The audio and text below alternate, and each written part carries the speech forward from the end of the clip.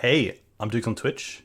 If you want to support the channel and greensunzenith.com, you can find my Patreon, merch store, and singles store where you can buy singles through TCG Player or Card Hoarder in the video description. If you want to get in contact, you can also find all that info in the description below for things like donation deck lists or just wanting to reach out. Alright, let's get right into it. Hey team, welcome back to Dukes on Twitch. Back today with a donation deck list from That Maverick Joe. This is Abzan Maverick. This is a pretty cool take that features Esper Sentinel, a card that recently also showed up in Dan Neely's 5.0 post-ban Maverick build. Esper Sentinel, pretty nice in this list. It can be a way of some card advantage, which is nice, especially with Exalted as well. Being able to attack, get Exalted, and then make your opponent pay more than one in your second main phase in your casting spells is pretty sweet. And obviously just having more 1-drops for Fiend Artisan is really strong. This build is also playing double Cradle, so getting closer to Elves, which I'm sure Newton is a big fan of. Otherwise, this is just a really nice build. I mean, we have 22 lands, but we do have 6 mana accelerants and Dryad Arbor.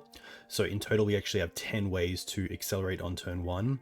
We also just have a higher count of 1-drop plays thanks to the Sentinels. So pretty cool to see that. We can get Solitude off Fiend as kind of the end of the road. And then, you know, still have 2 Knights, 2 Endurance, Ramanap, Collect Oof. So really just the Green Sun's targets that are really going to pressure your opponent. No Outland Liberator, Knight of Autumn's in the sideboard, no Scrib Ranger. Obviously, the room for Esper Sentinel has to be somewhere, and we've found it in this slot. So, yeah, I really like just how this build is kind of worked out. And then to the board, we have Ley Lines, Deafening Silence, Endurance, Plague Engineer, up to like kind of the normal stuff you usually see. I am a fan of going up in creatures in the sideboard in Fiend Artisan builds because you have access to them. Obviously, Opposition Agent and Plague Engineer we can find through Fiend, which is really nice. And then the other stuff is just really high impact, free or 1 CMC cards for certain matchups. So obviously Carpet's really nice against Delver, Deafening Silence against Combo, Leyline for graveyard decks, Endurance for graveyard decks, and also Delver. Force of Vigor for anything like 8 cast or lands or some Stoneforge Mystic builds. And then of course, you know, Plague Engineer and Opposition Agent are just really nice cards in certain matchups. Plague Engineer against things like Elves, maybe even 8 cast if you're trying to hit tokens. And then Opposition Agent, obviously in a Green Suns deck, Stoneforge Mystic builds, even some combo decks, Agent can come up. So pretty cool to see that. But a huge thank you to Joe for the list. I really appreciate your support. It means a lot, and I'm very happy to be back streaming. Alright, we're going to be playing Legacy League with Joe Final. Nice. Alright. Boom. Hope you're all doing well. It is quite refreshing to be back in the format without EI and WPA. The top 8 of the latest challenges over the last weekend looked really strong. I have still seen a few initiative decks running around, but mostly red-white builds, if not heavy red, some white, obviously for Seasoned Dungeoneer. But yeah, it's a good time to be innovating, trying new things, and obviously a little bit tough for Maverick. Maverick typically a deck really well suited for known and established metagames, so you can pick your silver bullets, but can't complain. A pretty great hand. Like we get to go probably Savannah into Mum, try to get Mum online, and then we have Esper Sentinel turn 2, potentially with a Wasteland as well, so pretty happy to keep this. I'm probably happier to lead on the Mum, just really needing to make my opponent have the removal, but at the same time, Esper Sentinel kind of does the same thing. Esper Sentinel could also just lead to drawing a card off like a cantrip, so I actually don't mind leading on Esper Sentinel here. Also, if Esper Sentinel eats a bolt, then it's 1 less for the Mum, so I think I might actually try out the Esper Sentinel here. which is a little bit weird. Usually, typically, you'd see Mum and go, hey, let's get that online straight away. But Esper Sentinel here, especially on the play, looking to be in a pretty great position.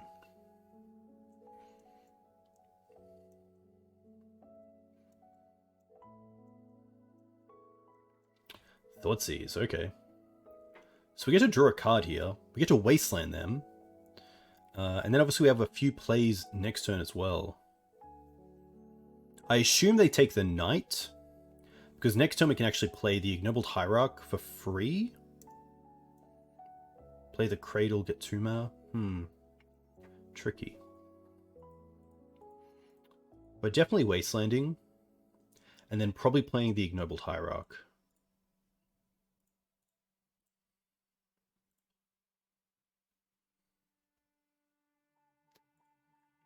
I'm going to assume this is a combo deck if they've gone Thoughtseize Underground Sea, so getting damage in is probably more important than trying to get protection online, especially game 1. Next time we have access to 4 mana, which is pretty great.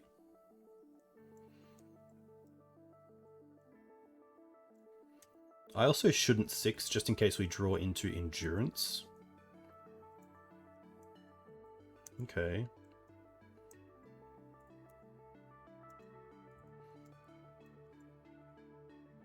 The nice thing about attacking first and then playing Mum is that if they want to counter it, they have to pay 2 mana to obviously stop us from drawing. I think we just want to play Mum and potentially Dryad Arbor just to get it online. We can play Cradle next turn anyway if we really need to. I guess Cradle would allow us to hold up Endurance if we actually drew into it.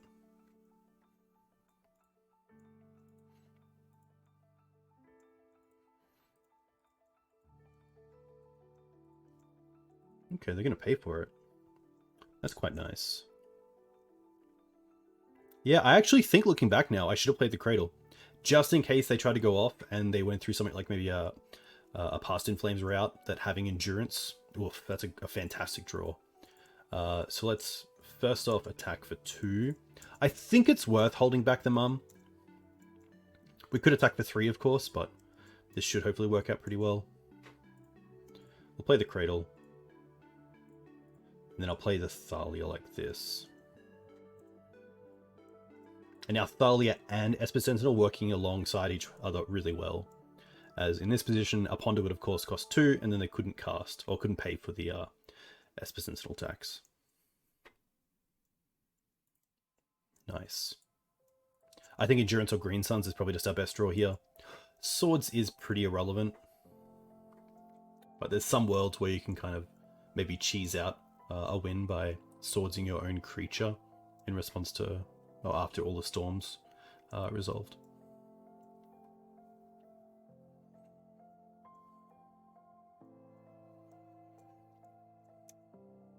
So Esper Sentinel's drawn. I'm actually going to keep a track of this. Esper Sentinel has drawn 2 cards so far.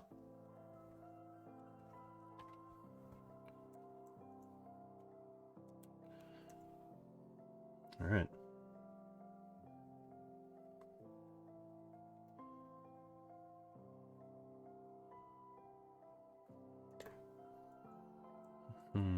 Second sword isn't great. So we get to attack for 2, 3, 4, 5, put them to 9. There's also a world where I just want to keep back the Mum, attack for 4, put them to 5, and then next time we have lethal anyway.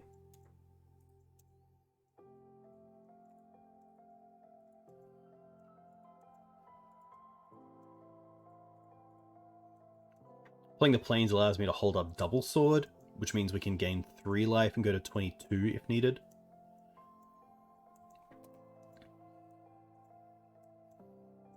Wow, they're passing back. Oh, Green Suns? Okay. Could Green Suns for Questing Beast here? I guess we'll see what happens.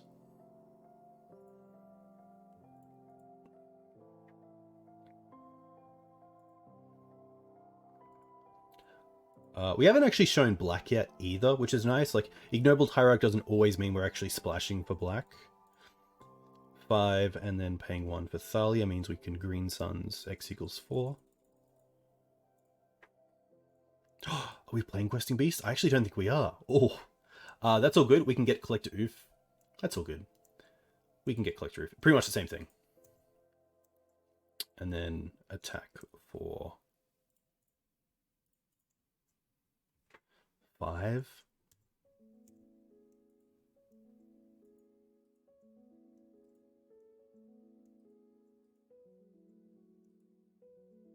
Like sometimes you see a main deck like Chain of Vapor or Abrupt Decay out of Ant, but I'm going to take my chances and put Lethal on the board. Oh, it is Abrupt Decay. Wow.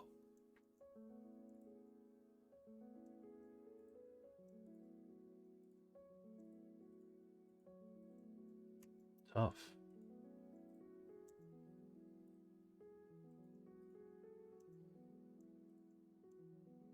Maybe that was greedy.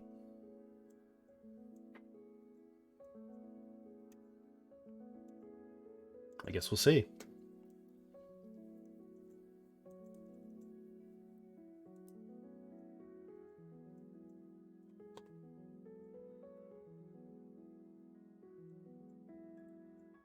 I feel like they let us draw here. Yeah, especially at sorcery speed, it doesn't really matter.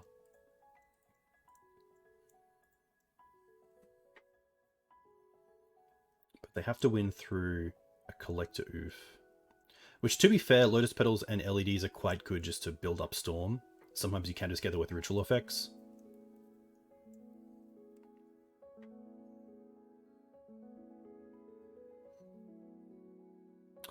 Yeah, plowing the Thalia there and going to 20 definitely crossed my mind.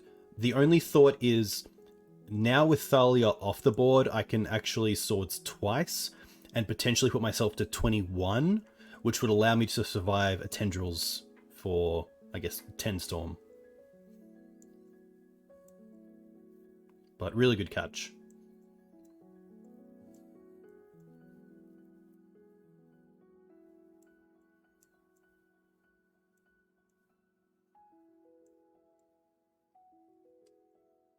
But yeah, I actually have Bug Ant in paper, and I've been playing around with a build with kind of a free slot. And I know that a few players have been playing Abrupt Decay as kind of a one-off target for like Wishclaw. Chain of Vapor is also quite cool because you do have that Storm interaction of returning your own Lotus Petals, etc. to build up Storm. So there's definitely advantages to both.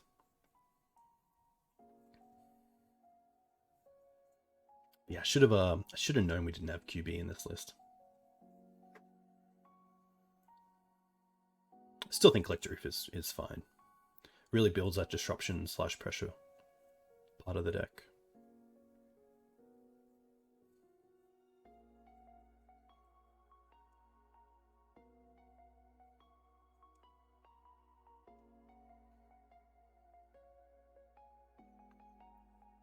Seven, put back 2, they have 5 left. And with 5 cards, you can definitely get there with 3 mana. But obviously for a tutor, it's a little bit harder to empty your hand without access to LED. And Adnors is actually off the table as well at 2 life.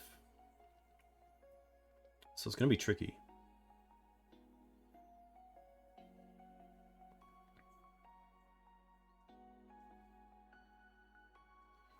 I also don't think they're in a world where they can try to just Tendrils for non-lethal to gain back some life and then draw into going off again. Because we currently attack for 4 a turn, which I assume would be around a 3-turn clock.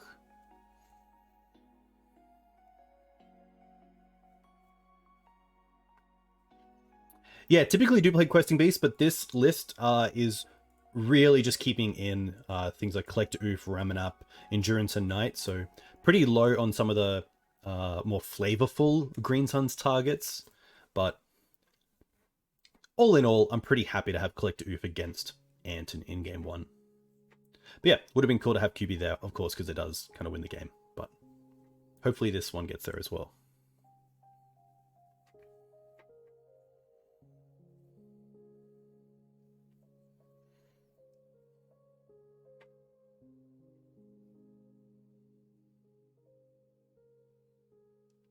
But yeah, if you're watching this on YouTube, let me know if the attack with the mum was a little bit too aggressive. It does put lethal on the board, which I really like. And like, not all Storm lists are running main deck removal, but maybe I should have known that out of Ant.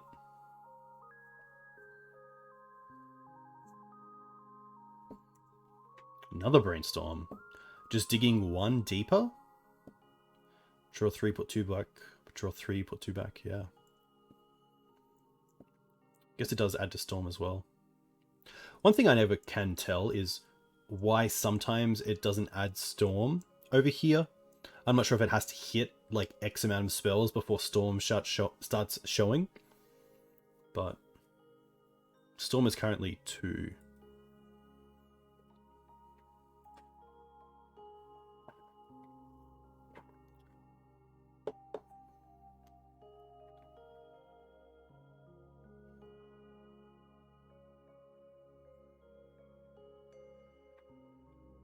I'm going to check with Esper, Sentinel as well. Draws a card.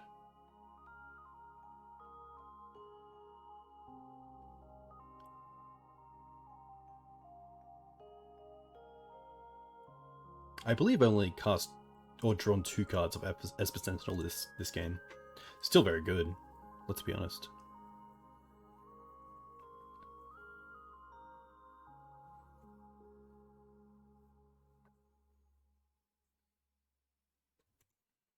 Alright.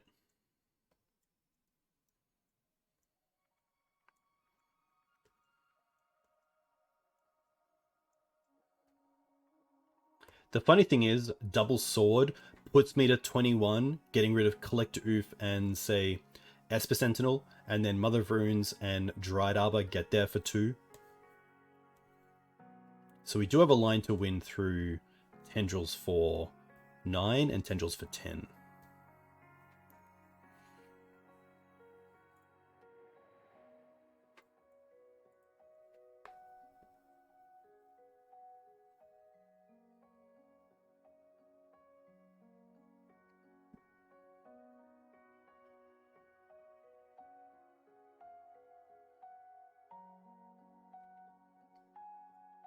This is probably my favorite Dark Ritual art as well. Obviously, this is my favorite Solstice Plowshares art, but it's always nice to see the... like I think Lawn Ponder is the winner. I think Mercadian Masks is the winner. Hey Lee, hope you're doing well. Oh, is this an Infernal Tutor? Okay. Cabal, okay. So they have double Cabal. I wonder if they have Peer into the Abyss. Oh, this is going to Tendrils now for 7. With 1 card left.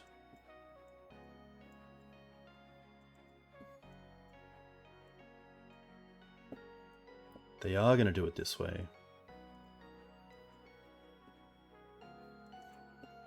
You've been brewing in Pioneer. Very cool.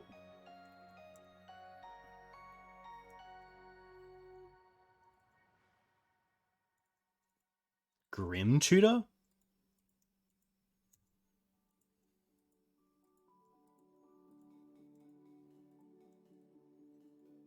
What are they finding? What would you find here with Grim Tutor?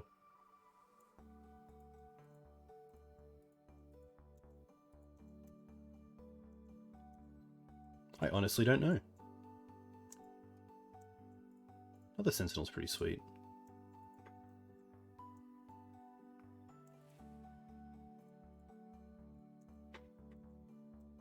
Past in Flames? It could be Past in Flames, but they don't have red mana. They need to find a land for Past in Flames, and even then, it does cost 5 to cast. Snuff Out?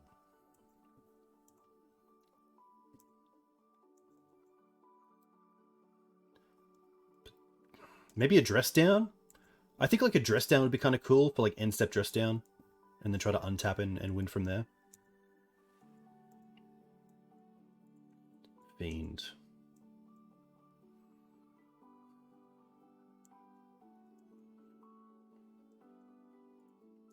Yeah, some sort of way to set up another tendrils.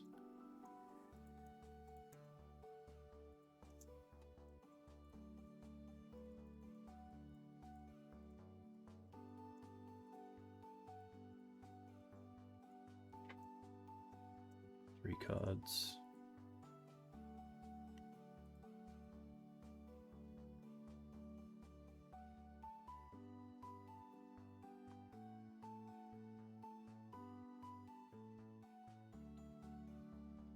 I feel like the oof did a lot of work this game, especially once the Thalia was dealt with. But I think we should be pretty good here, especially with triple swords. We can gain 6 if needed. Oof. Or empty the warrens. That's fine as well because we can. I reckon we can kill a creature about somehow. We also draw cards here, which is nice. Oh, if we draw a Wasteland, we get to Wasteland our Dried Arbor, give the Fiend Artisan Pro red, and then go from there. That's actually only 2 goblins as well. Esper Sentinel. Okay. So if we attack with everything... Actually, yeah, if we just attack with everything, they can only block 2. They block Fiend Artisan and Collect Oof, and they take 1, 2, 3, 4. Yeah, so we actually just have it, but we might as well.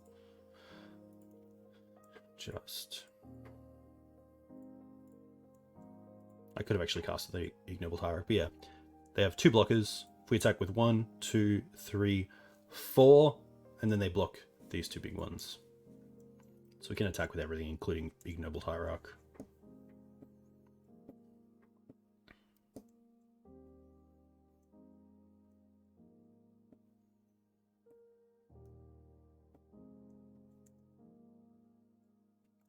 Okay. A little bit fortunate there, especially after that little slight pinch. Okay, what do we like? We love the Deafening Silences. I love the Opposition Agent. I love the Plague Engineer. I don't mind Carpets. I don't mind Endurance. I don't mind Force. I don't mind Night. Solitudes are pretty easy takeouts as well. The Grist and the Ramanap are just a grind that I don't really want. So the 4 Swords and the 2 Solitude are easy cuts, probably for the Deafening Silences, the Plague Engineer, the Opposition Agent, and Endurance is really only good against the Past in Flame lines, which I think we have covered pretty well, but it's always nice. Esper Sentinel great, Mum great, Thalia great, Oof great, Endurance Knight. I do keep Mum, especially because most removal is either bounce in a bounce in like Vapor Snag or Echoing Truth, or Fatal Push and Abrupt Decay, sometimes Massacre. Force of Vigor deals with Dress Down as well, which is very important. So we might even just drop down on the Endurances, just keep 2, and then potentially drop down on these 2 Carpets for 2 Mana Dorks. I don't think Leyline is necessary. If they go for a Past in Flames line and we don't have Endurance, then they just get it. Dress Down's pretty sweet, because it does...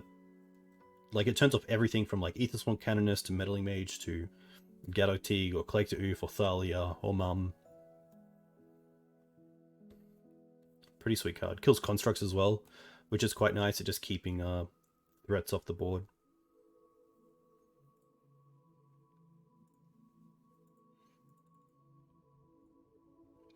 I believe I recently liked a version on Twitter. Yes. So this was a version on Twitter by Michael Reed that looks really cool. This is obviously in paper where you have Pero Dice Lost. But yeah, so it's playing 3 Dress Downs, 2 Abrupt Decays, 1 Surgical, like the Echoing Truths as well. Really nice deck. Those LEDs are gorgeous. And all the Black Border Jewels. Come on now. What do we have here? We have a turn 1 Mum into potentially a turn 3 Collector Oof. I think this is a little bit slow, especially for a deck that has, you know, Esper Sentinels, Thalia's Deafening Silence. Pretty happy to mulligan to 6. And although we don't find it, we do have a pretty nice hand that allows us to, like, grind into a Thalia or even a Collector Oof. And we do have some interaction in the Force of Vigor.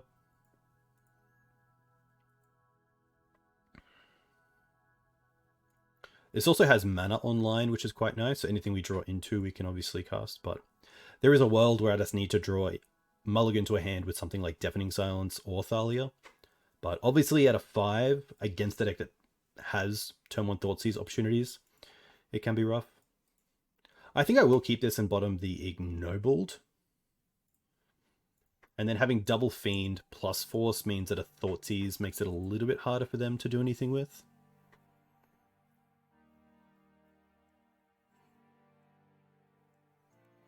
But I do like that turn 1 Noble also leads to Green Suns off the top into turn 2 Collector Oof. If I do get a chance as well to hit an LED, I'll probably pitch this Force. Okay.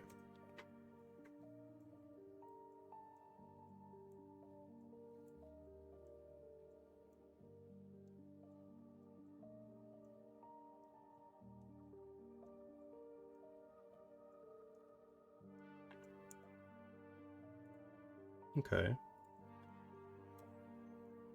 I might want to get Dried Arbor in my end step. That way I have a creature on board for Fiend Artisan. And Force Pitch Force isn't too bad. Obviously having both isn't great, but at least one can pitch to the other.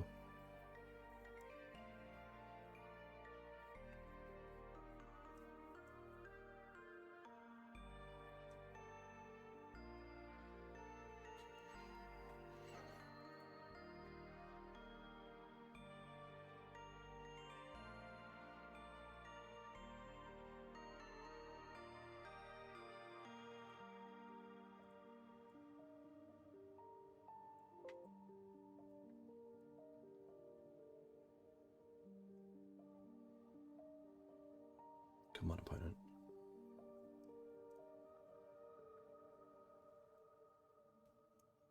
Yeah, I think the play is end step. Get Dried Arbor, untap, fetch, play Fiend Artisan. Hopefully draw a land over the next 2 turns, which would allow us to Fiend for 2 to either get Thalia or Collector Oof, depending on what we see.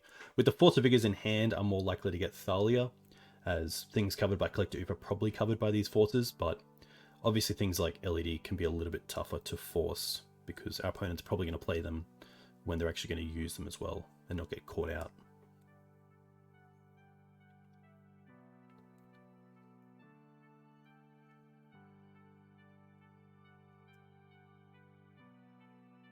But yeah, I think the matchup against Ant is actually not too bad.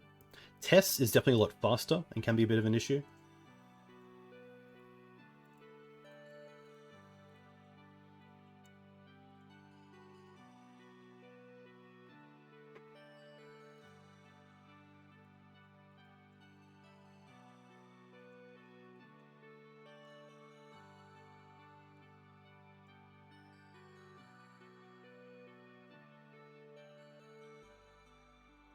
No shuffle.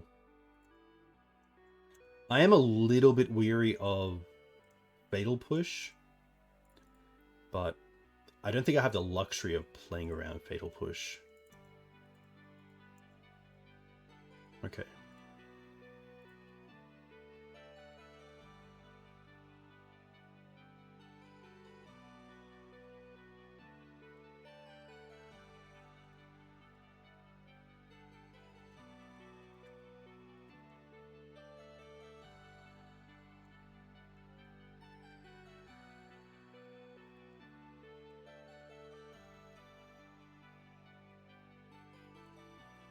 Needs a Reclaimer. Thankfully, I do actually have Joe sent me a list for this month, and it does have Reclaimers in it. So, definitely look forward to that.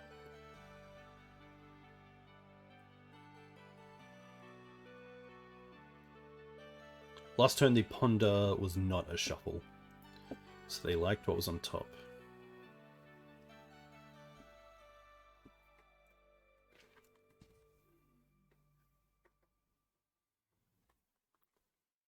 Alright. Oh, just playing the pedal? I don't think that's worth going after.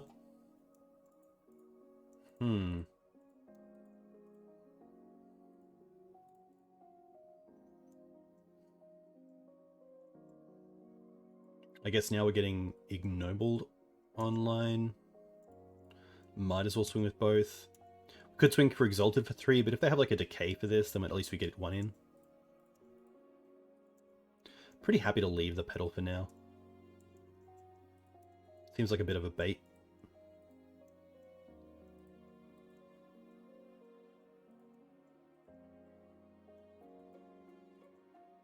Oh, just passing?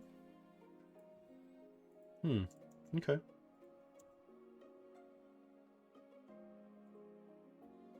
Stress down? Okay. Do I want to do anything here? Probably not.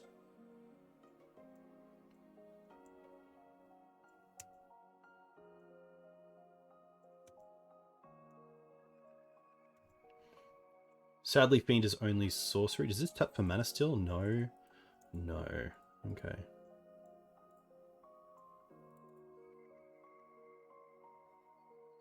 Go for Bayou.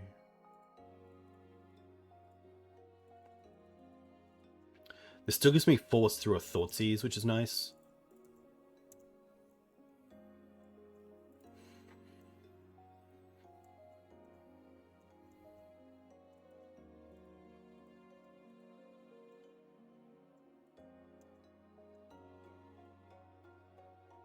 Surely this means they're going off. They know about Force of Vigor. So this kind of has to be the turn.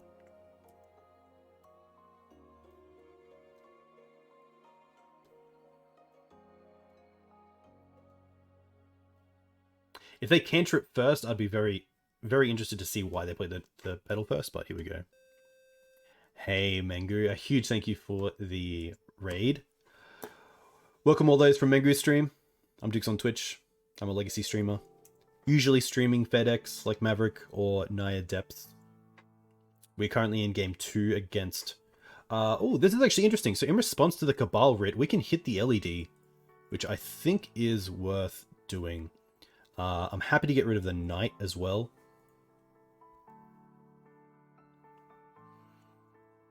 Okay, so they do have a Past in Flames.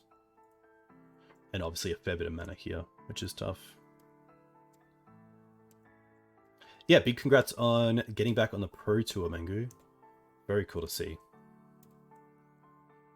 Hope you're looking forward to it. Hope you had a great time in where you played. I know you now have to cancel some plans you had with your girlfriend because you are now, of course, going to the Pro Tour. But hopefully it all plays out well. Alright. We're going to run back with pretty much the same build. There's nothing here that I really want to change. Yeah. Like really looking for a Deafening Silence start. Deafening Silence into further protection. Esper Sentinel into Thalia is also very strong, especially with Wasteland, so I'm pretty happy to keep this. This is probably the only type of 7 I would keep without Deafening Silence. But Taxing Effect into Taxing Effect with Wasteland is just really nice. And Ant typically isn't a deck that goes off on turn 1, so pretty happy with this. Thoughtseize does change things a little bit, but even if they Thoughtseize us, we get to go Noble Hierarch next turn and Wasteland.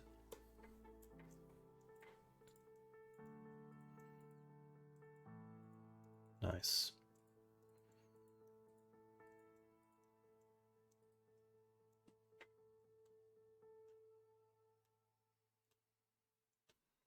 So the only thing I'm really scared about at this point is going to be Massacre down the line. Endurance can sometimes take them off threshold. We do still have 2 in the deck, but typically the other 2 in the sideboard, it's just hard to fit them in. Nice. But Ant, typically not a graveyard deck. It does play Past in Flames, and obviously has some cards that rely on the graveyard, like Cabal. But if we can tax them enough, then potentially we can kind of neuter their plan that way.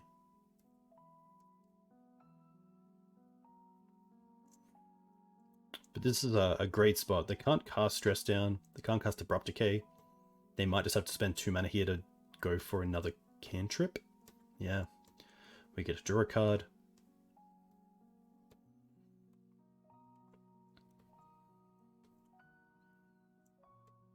They chose to shuffle, which is a great sign as well. I'm more than happy to take them off their Underground Sea here. And Deafening Silence, it doesn't come much better, to be fair. So let's just go for fetch. Probably just getting a Bayou here. Allows us to cast like multiple green spells a turn. Get to play Deafening Silence. Take them off black. And get in for 3. So this hand has really worked out well. And Esper Sentinel's just been really strong as well. It's 4 cards in total, being able to draw off this.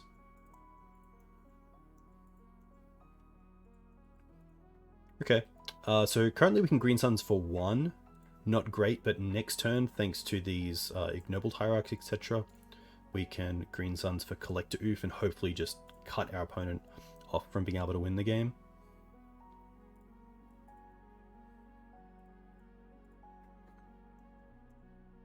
Hey Bobmans, welcome. Hope you're well. Yeah, Esper Sentinel's a really interesting one.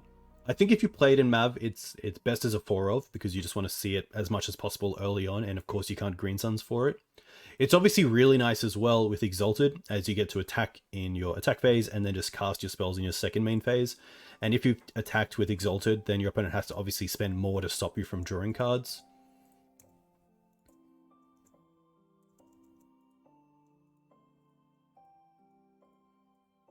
Okay. Bloodstained Maya is a little bit telling because it could be like end step. Dress down and then untap, bounce, Deafening Silence, and then go off. But they need a few things to happen there.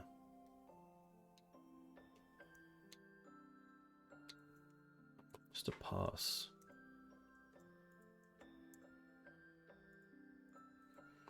Okay. I think what I want to do here is Green Suns first and act like I'm going for 3 when I'm actually just going for Collector Oof. It doesn't matter if I use all my mana here. They sometimes play Daze, but I'm just going to act as if they don't have Daze. Daze is also pretty tough here with Thalia and Esper Sentinel in play. They might think I'm getting Night of Autumn and not use a Lotus Petal. But if they don't crack the Lotus Petal, we can get Collector Oof, which then they can't respond to.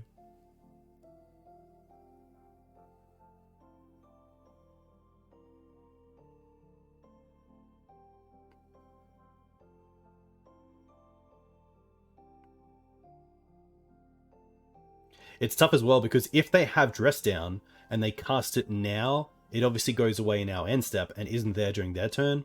If they wait on this and try to play around something and get Dress Down in our end step, then obviously it won't work. So tough spot for sure. Nice.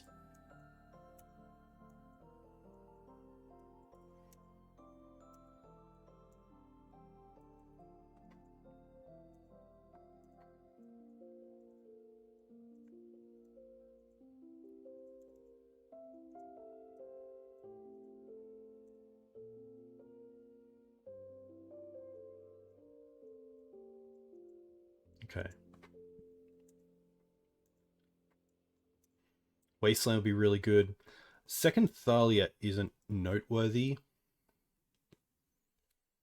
Can we attack for lethal this turn? 1, 2, 3, 4, 5, 6. So close. Actually, if we... I'm thinking of like Ignoble Hierarch and Green Suns for another Exalted creature, which would just be enough because it would turn off the Bloodstained Mire as well. Because 1, 2, 3, 4, 5, 6, and then 7 off the Bloodstain. Hey King, welcome.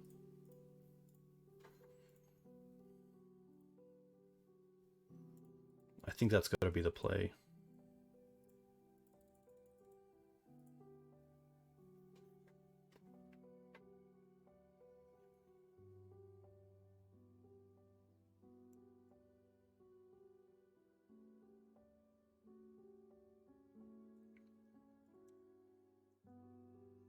Now, if they want to stop Exalted, they have to cast the Dress Down now.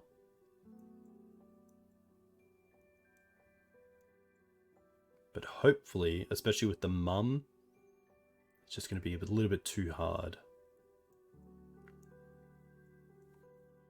I mean, Sentinel into Thalia into Deafening Silence is just so strong. Especially on the play.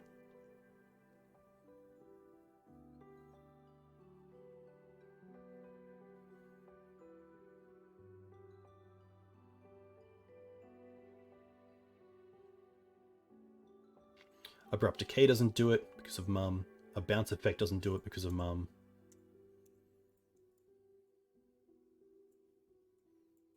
I'm not sure if Dress Down now stops the Exalted because it's already on the stack.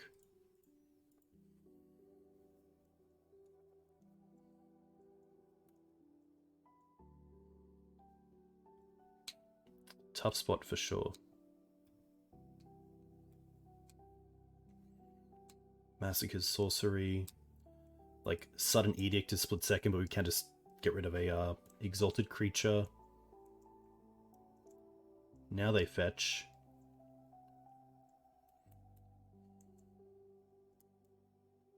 It has to be Dress Down. Yeah. Do we get to draw? We do. I guess then I might want to give like Pro something, maybe Pro Blue, so that they can't. Oh no, because I've already cast the Dress Down, so they can't actually cast anything else. So there's no point using Mum here. I think they're just trying to save face right now.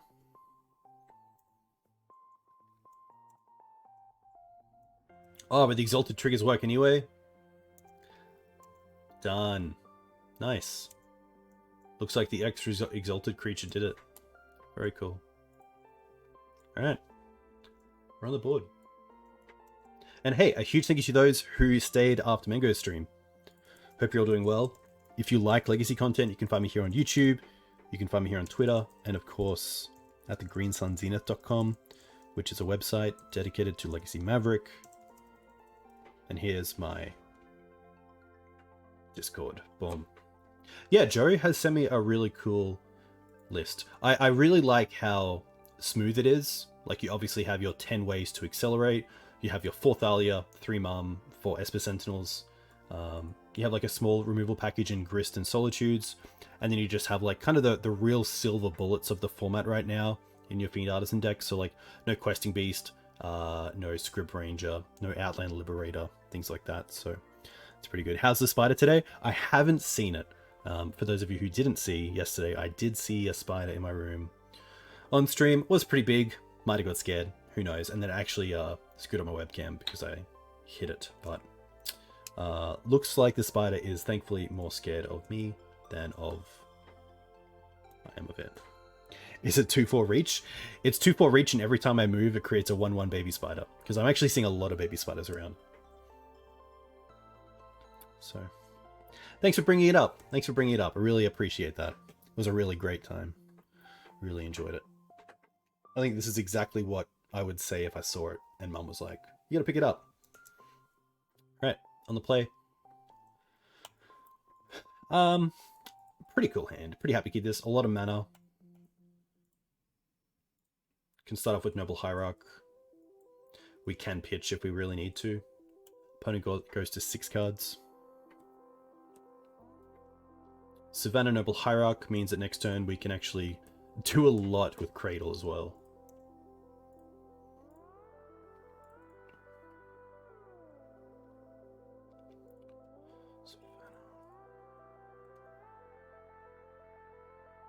I guess if we draw exactly Grist, it's better to lead on the Ignoble Hierarch. But if they have a removal spell, I like that it gets rid of one that I have 2 of, instead of just my only black source right now. Oh, Grief? It's going to be Reanimator.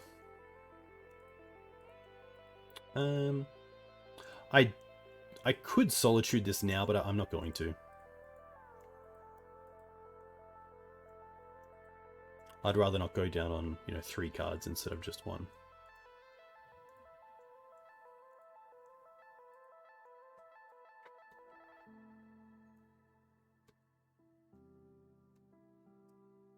We do have the Endurances to draw into, thankfully. Well, they take the Mum. Okay. Interesting. Oh, it's going to be Blue-Black Shadow. Okay. That makes a little bit more sense. Another Grief. Wow. They must have Reanimate then. Like, I don't mind them trading, 4 cards for 2 cards.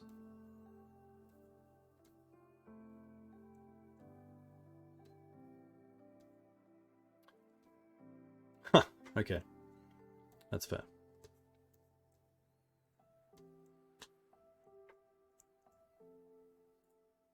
Okay. It's pretty nice. Noble. Well, if they had Days, that would actually be a bit of an issue. And next time we get to Green Suns for Grist, potentially. Grist can start taking over the game pretty well. Like, what do they get rid of? Double Thoughtseize. Oof. Wow, another Reanimate? Yikes.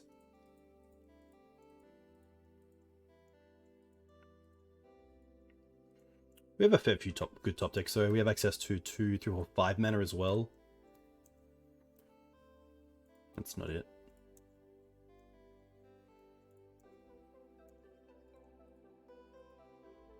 Pretty happy to hold this as well. Just in case they draw like a Thoughtseize.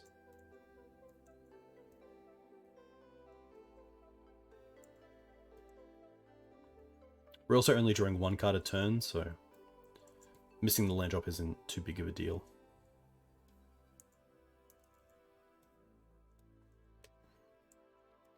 Take 6, we're on a 3-turn clock.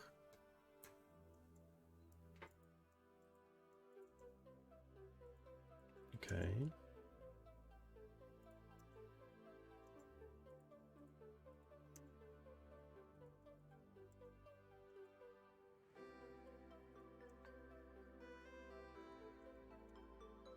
The best thing the Oof is doing here is it allows me to double block and actually kill one of these. Probably more so the Grief.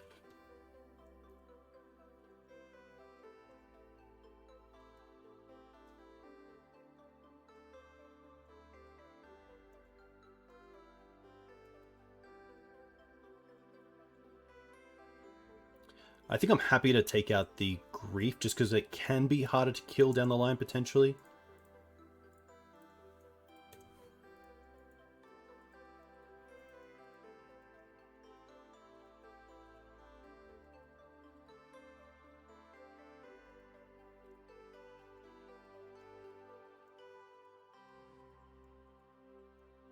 This could be a Death Shadow if they get another Watery Grave. Murktide, Gurmag.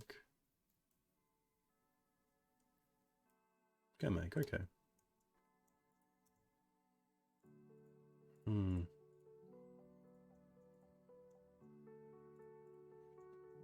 Not great. Definitely ripped apart our hand really well.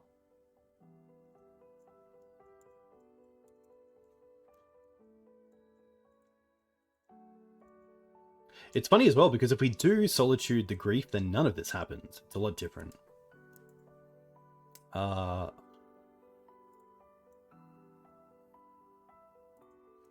It's got to be right, because potentially we can draw into Night, and then maybe double block something. That's going to be tough. Okay, how big's this? It's actually pretty big.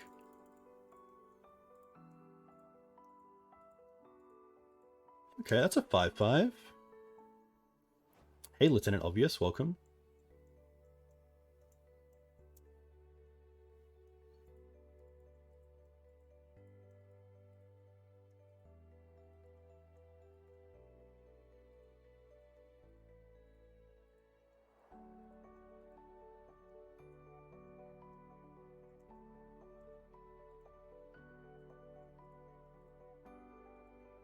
Hmm.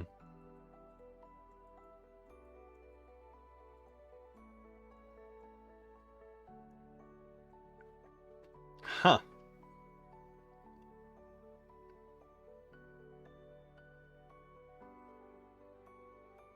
Hmm.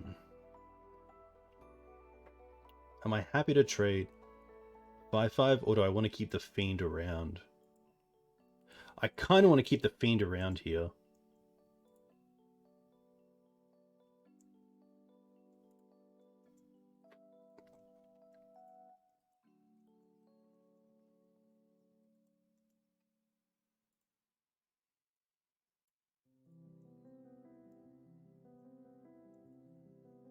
I also just get to get... Oh, maybe I shouldn't have done that because that does put me down, of course. But 2, 3, 4.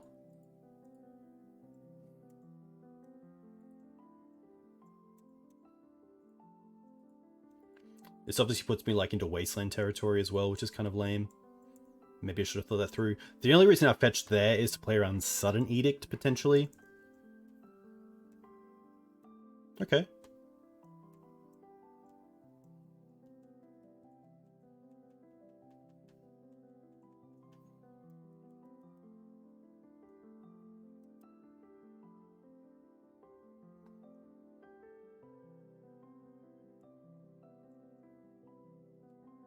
Hmm. What's the reasoning for black in the deck? Grist is a good one. Plague Engineer is also quite good. And then Opposition Agent isn't too bad either. Okay. What do I want to do here?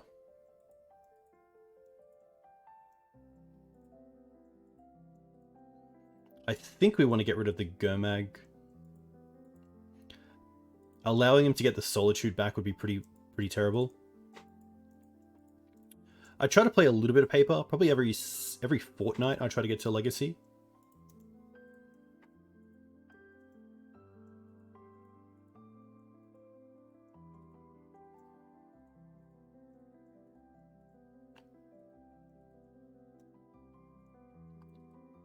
This must just be like hardcast Creef.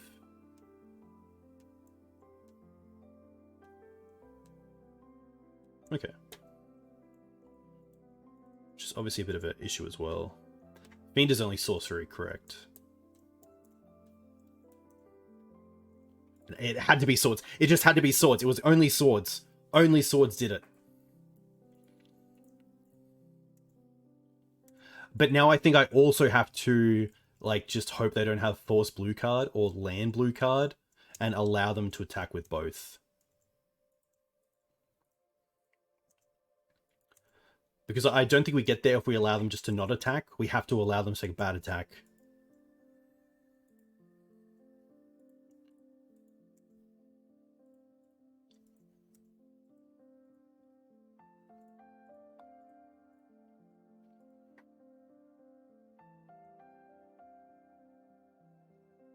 I can't even look.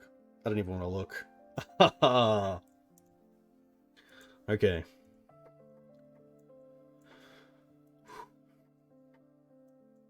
Strix is annoying, but not too bad.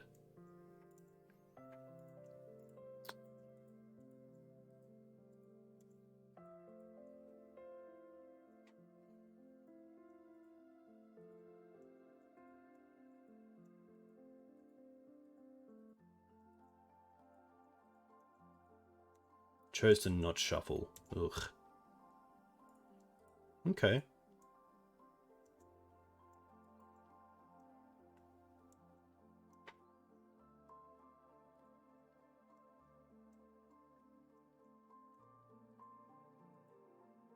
Hmm.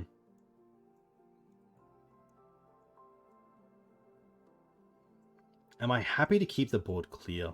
Like, what's the Fiend doing?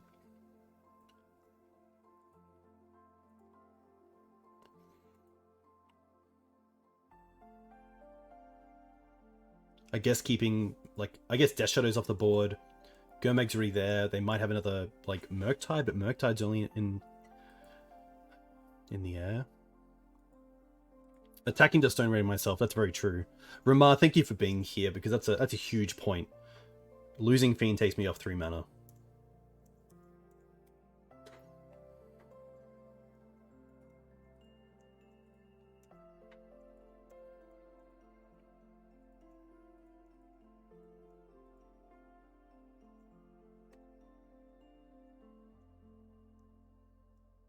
Hmm.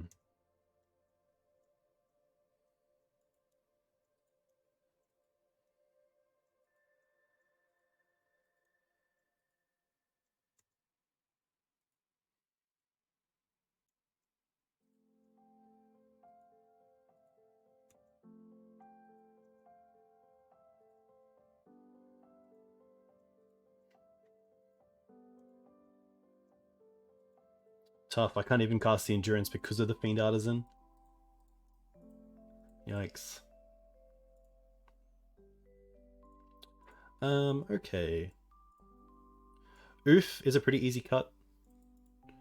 I don't mind the Plague Engineer as just a way to either get rid of Baleful Strixes, or just have a blocker for Gurmag or Death Shadow. I don't mind the Carpets. I don't mind the Endurances. I assume they're also playing some amount of Plague Engineers, so I don't mind going down on Thalia. Esper is a human as well, which is a bit tough, but I do like Esper Sentinel in this matchup.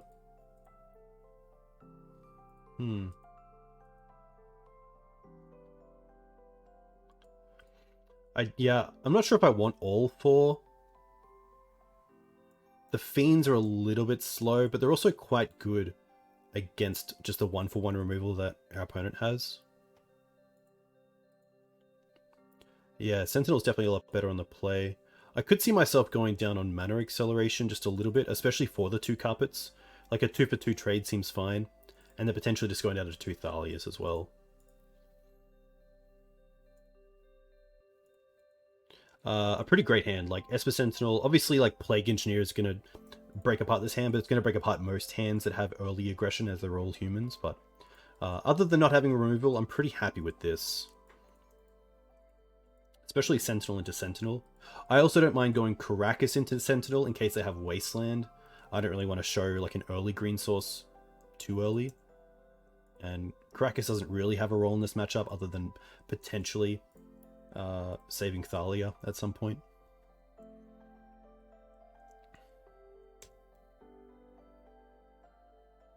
I could see cutting some Green Suns, especially when there isn't really a key target on Green Suns. I would say Grist is probably one of the better Green Suns targets in the matchup, but it's not like I'm really looking for having like 5 copies in the deck.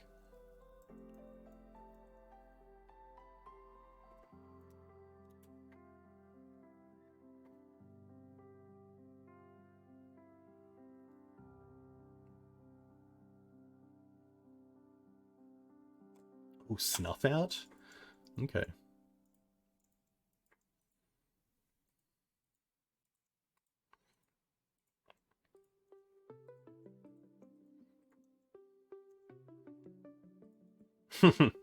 That's fair. Alright, what do I like doing here? I think I like just going for Esper Sentinel into Green Suns for Dried Arbor, which next turn allows me to play Ramanap, get back Windswept, which is kind of nice. Could also just go for Thalia here, but that might lock me out of the Green Suns as well.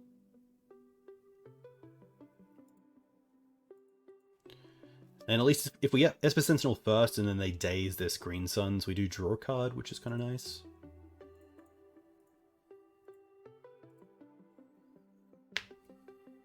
Nice. Obviously, if this game goes long, having Ramanap, Fiend Artisan, and Dried Arbor has really nice synergy of just always having a creature to get back.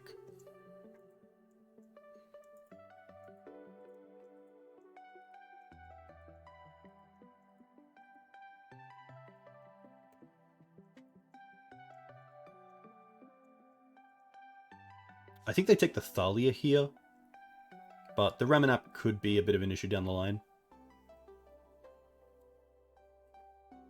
They haven't cast a Brainstorm or Ponder yet, so I can definitely see the appeal of taking Thalia. Okay. Pretty happy to try to get this Ramanap into play. And then get back a land.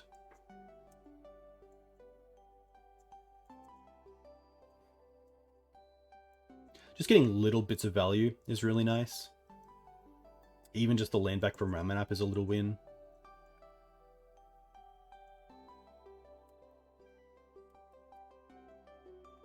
Next time we can potentially double Artisan.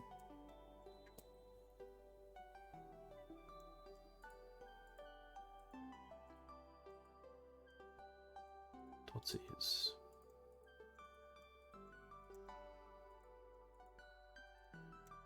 Okay.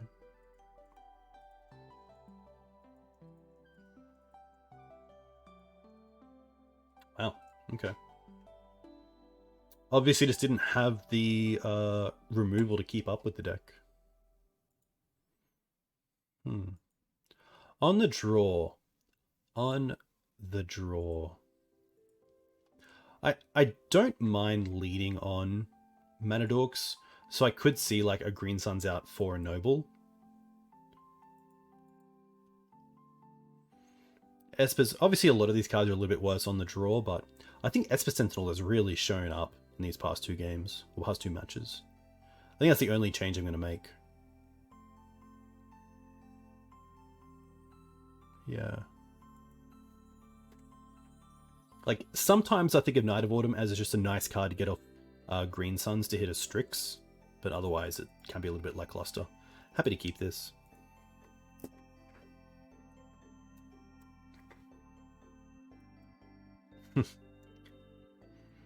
We haven't seen Wasteland yet either, so maybe there's not on Wasteland.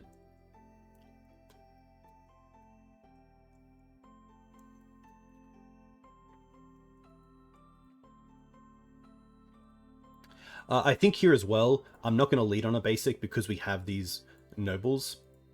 If we go Savannah into Esper Sentinel, it means we could potentially go into like Wasteland the following turn and then also play a mana accelerant.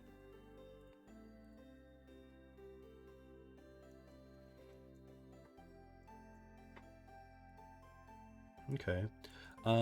Does that make me want to get Bayou? Potentially. We already have a lot of white anyway.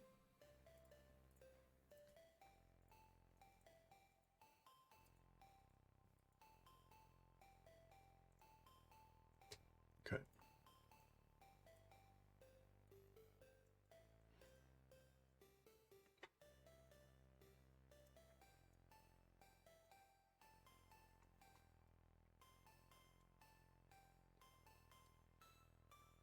Nice little synergy.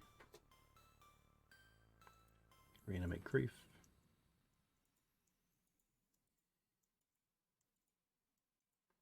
Probably taking the Knight here. Or they take the Plague. Maybe they have their own Reanimate to go and grab it. Be pretty cool. Alright, we want to play a land that they know about.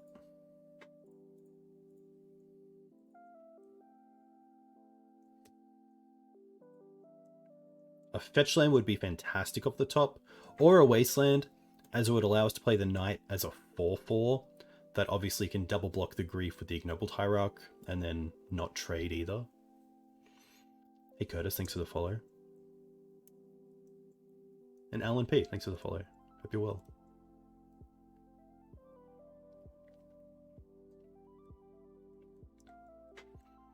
Wow, aggressive. That makes me think they have a Snuff Out. So actually in this spot, Fiend Artisan is fantastic. It plays around Daze. It can't be snuffed out. It can be a Sudden Edict, but it's also just a massive creature.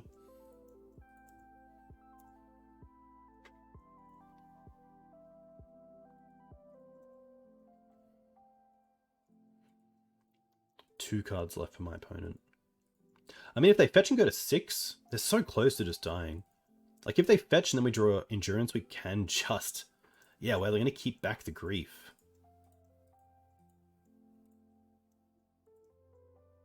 I'm just attacking here.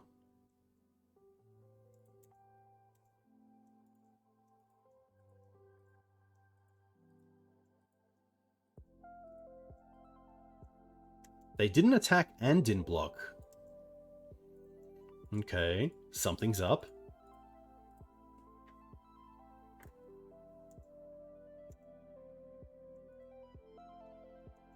And they didn't play any spells for the turn? It's pretty good for us. We'll take it.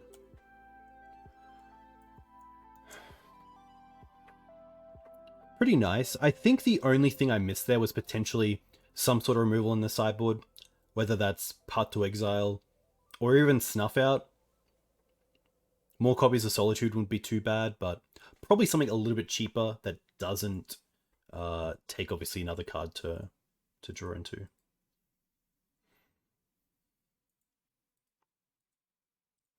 Yorion. Alright. Against the Yorion deck, I don't mind this. It's obviously not the greatest, though. If it's Death and Taxes, then, like, against, like, a Stoneforge into Kaldra, this hand is pretty weak against.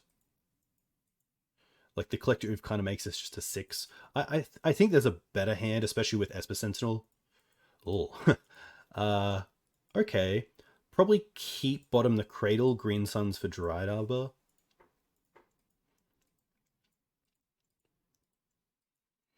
Gives us access to a 3 mana on turn 2.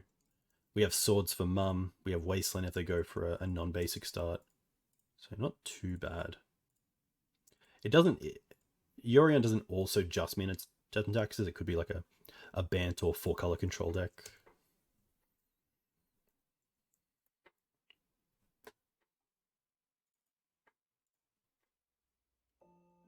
Once. Okay. That makes me think this is definitely not Death and Taxes, and probably some kind of value deck with like Ice Fangs, etc. A lot of sort of ETB effects. Maybe Uro. Oh, they put Stoneforge Mystic into the hand. Okay. Basic Forest, Abundant Growth, Reclaimer. It's a pretty great target for swords. I don't really want to show the Wasteland yet, so let's swords this.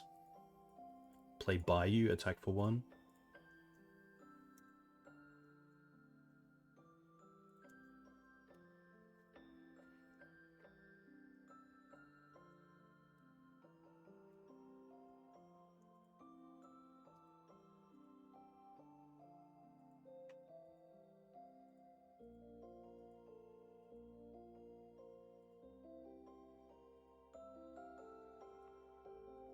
Nice. So now they play Stoneforge, but we do have the Wasteland for the Savannah here.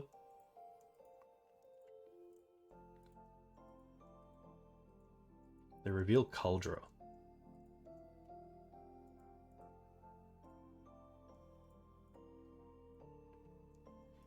The nice thing here is that we get to attack for 2, and then next turn we just have hard cast Solitude.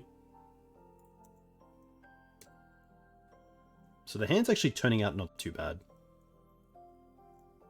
Remove a threat, remove the second land drop, deal with the Kaldra. Yorion does reset it, but that's pretty far down the line as well.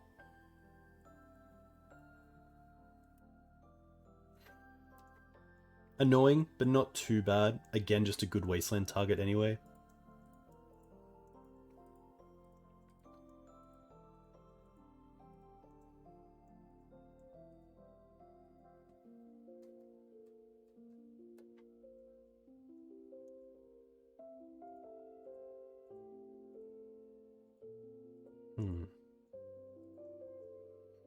Could also just try to develop my mana, but I think here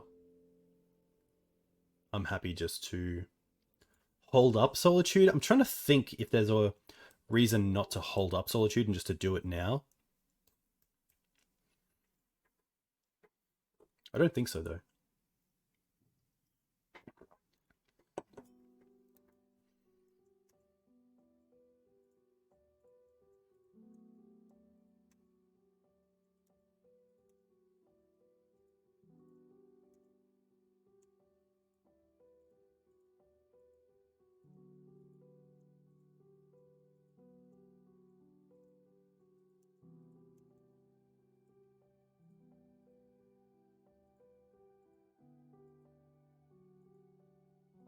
They're not attacking with both, which makes me think they kind of snuffed out a A Solitude.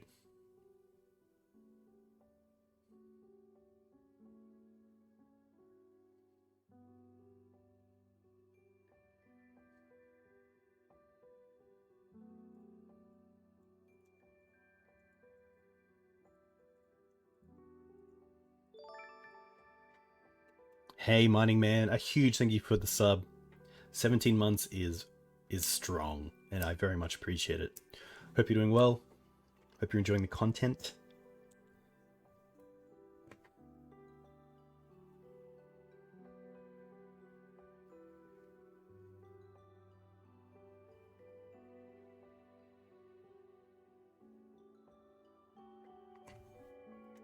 This is fine.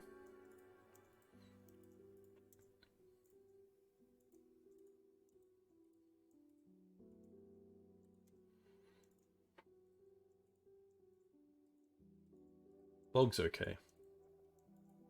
Pretty happy to take them off this Caracas. And then see where we can go from there. I wouldn't mind a Green Suns here for Grist. Endurance isn't too bad either.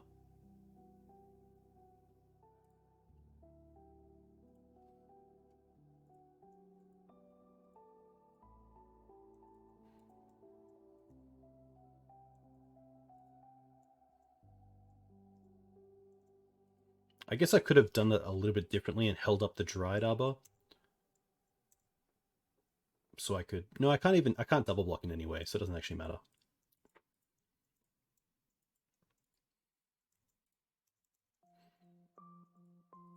Oh, they're attacking.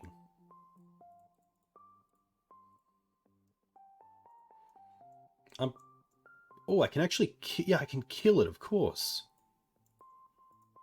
Because now the lands get put back into the deck. This becomes a 1-2, and now I block.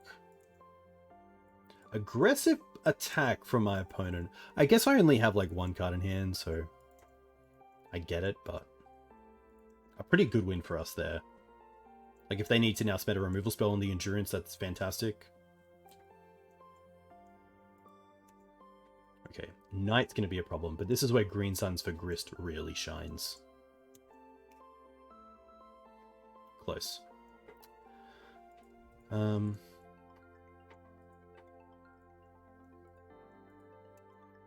believe here we're just attacking with the Dryad Arbor. For 3. Hold back the Endurance. I could attack for 5. Are they really going to attack me? We'll see. This deck looks cool. It's like a junk Yorion depths deck with a Stoneforge package.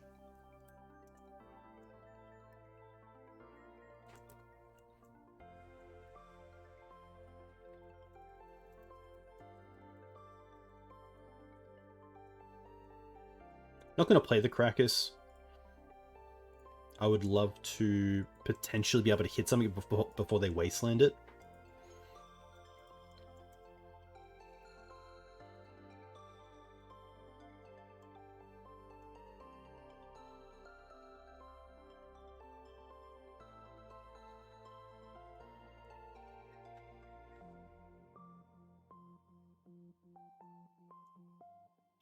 I believe they're going to be playing Sajiri Step as well, so I can't just fire off Swords to Plowshares into an online Knight either. I need to think about that.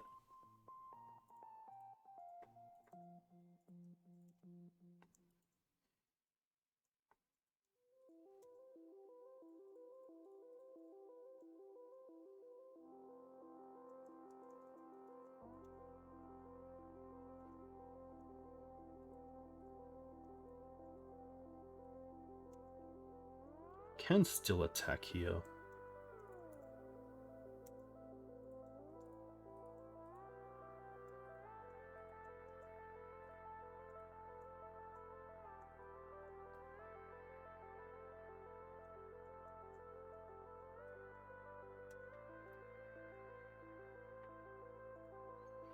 I will play this and then pass.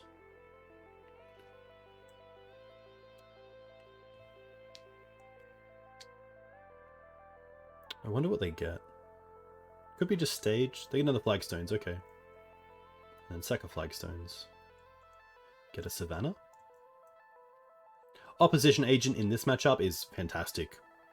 When you think of fetch lands, Reclaimer, Stoneforge, and Knight, plus other cards, maybe Crop Rotation and probably Green Suns, there's a lot of targets to consider.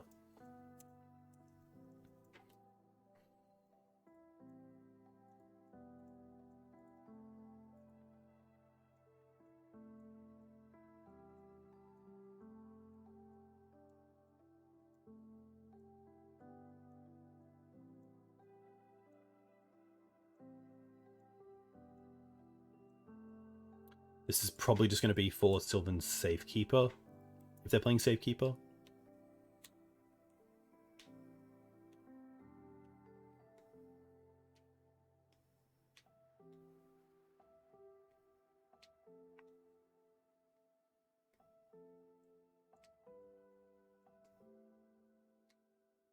Now it's a tough spot though, because the Knights are bigger than the Endurance, so my attacks are gone. I kind of need to draw into another Endurance to be able to attack.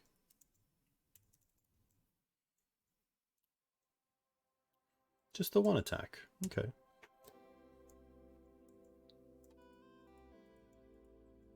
No sacks? Okay.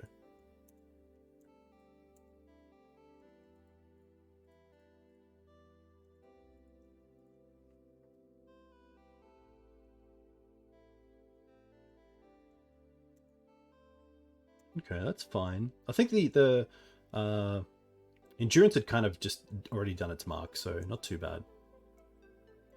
No great attacks here either, so it's just gonna be a pass. I think at this stage we've probably lost. So I think it's just getting a little bit more information about what's in our opponent's deck, but it looks to be pretty much a green-white base depth deck, built out a little bit for Yorion, and then also obviously the Stoneforge Master package, but the Karakas is a great answer to Maritlage, but of course Sylvan Safekeeper covers it very well.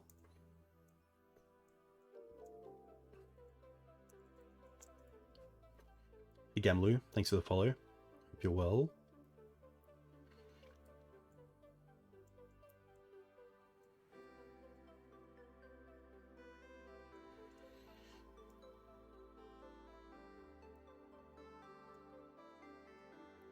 Prismatic Ending.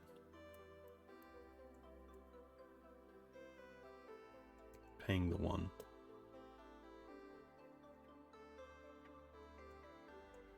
The awkward thing here as well is that I have to block, or else they just sack their lands to the Safekeeper. Oh, they could have actually attacked with both and then just sack their lands to the Safekeeper, but now I don't really have to block in this spot.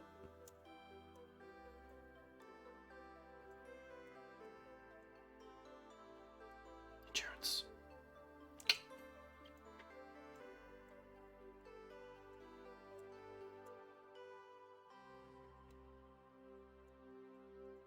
No use of Knight. Interesting.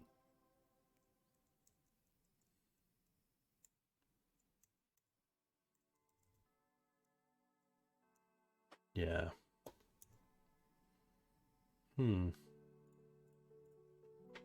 They still have lethal, because they can fetch land and then 5 more if they really wanted to. But obviously playing a little bit around Endurance. Yeah.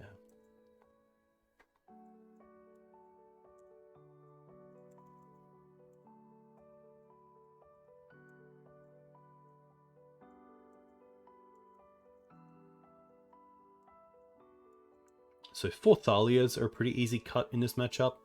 I like the Plague Engineer. I like the Opposition Agent.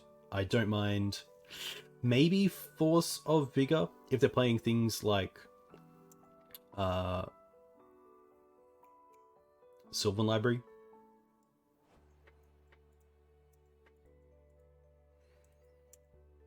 A lot of the sideboard is for combo though, so not too many things.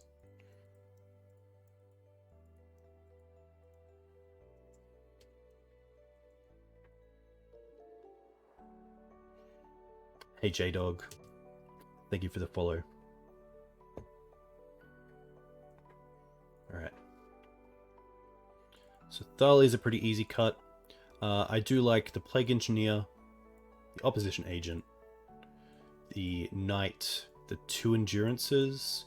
I don't think ley lines are worth it. But I do like...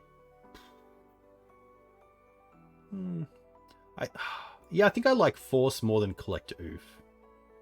I think that's where I sit. And then probably just a Esper Sentinel.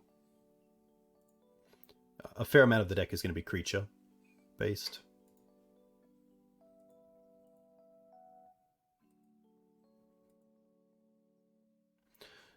Leyline's interesting, but I think it's better just to have more threats.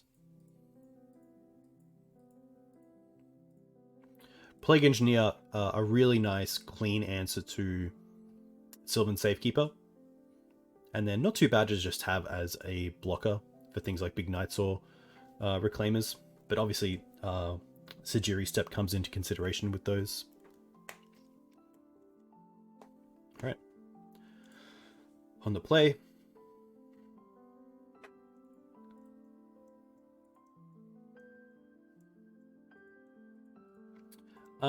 Not really where we want to be.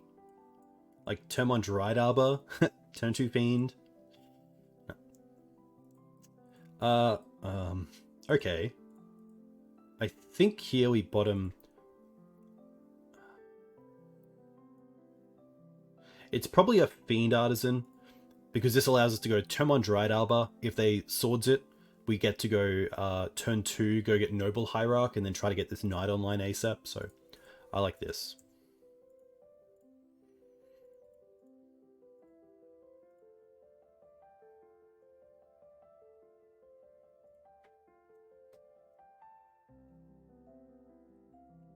Fiend also a little bit of a liability if we don't keep these 2 sources in play.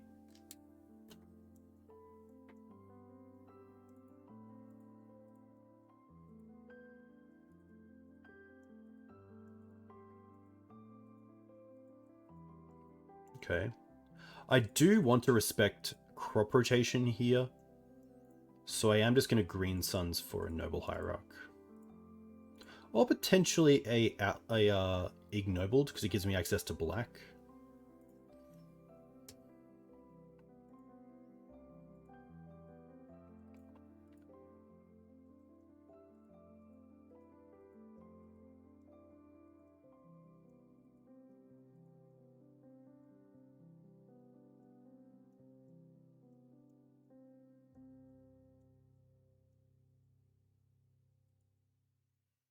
Knight's pretty good, but at the same time we can take them off the Savannah here. Knight of Autumn is also very interesting, as we can take them off the Mox and also Wasteland them. I don't mind that. I don't mind that.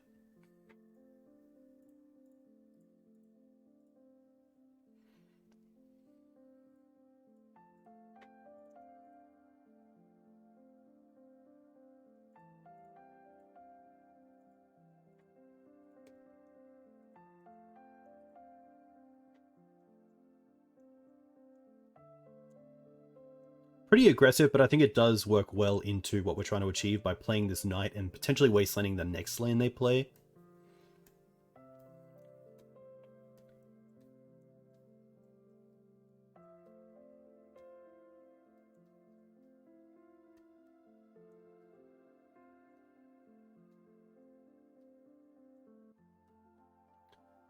This is more than fine. I think we have enough mana next turn anyway. Ooh, Stomping Ground? Interesting. Oh, and an attack. Okay.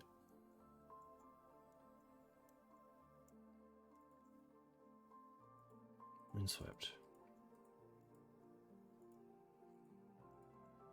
I actually like Wasteland here while it's offline.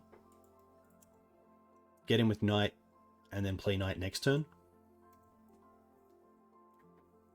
They have 2 cards left.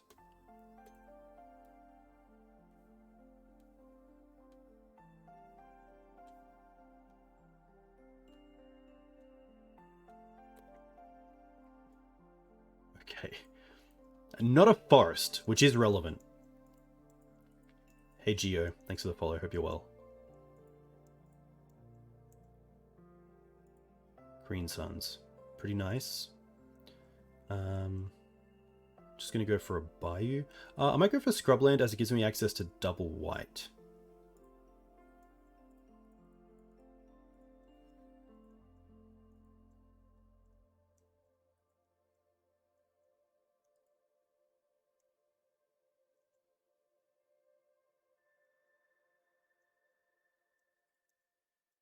Also, another land means we can endurance our opponents, potentially take some pressure off.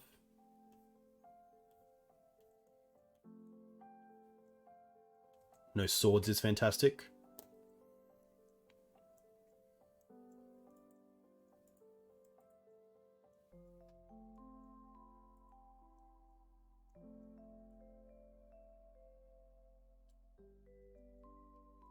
They're going to attack. No blocks. Obviously, both Bojuka Bog and Sajiri Step would be fantastic there.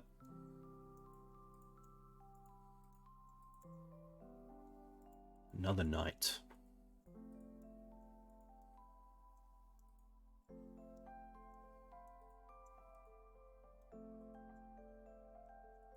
I think in this position we just have to endurance this. Grist gets a little bit blown out.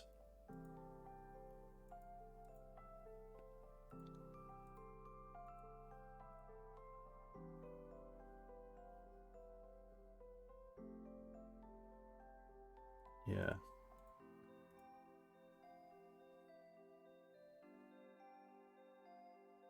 Can get Cradle.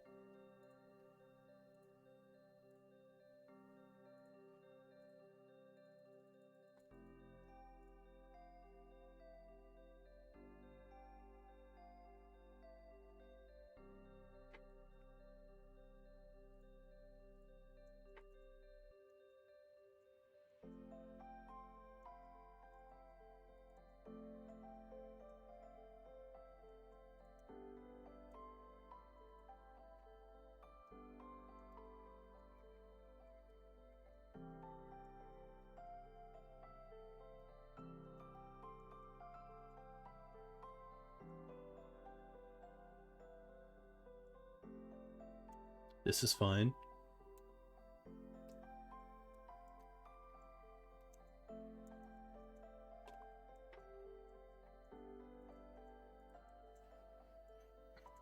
Oof.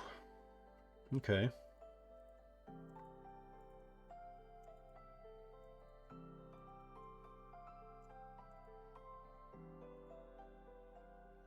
What if we bash with all here? They take 11, go to 3. Then we play Ignoble Hierarch and Knight. Could also Wasteland them off this. That's pretty good. I think that's actually the case. Attack with these two.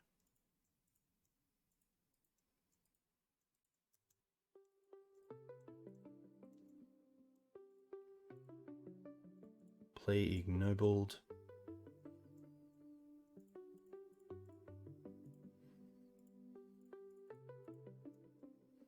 Play Knight. Sack this for Wasteland. And take them off the green source.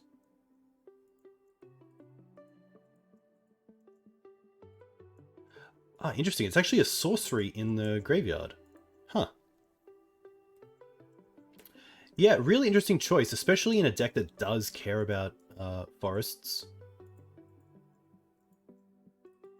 It could potentially be a Field of the Ruin deck as well, and that could be a choice here. I'm going to assume that is it. It is Field of the Dead.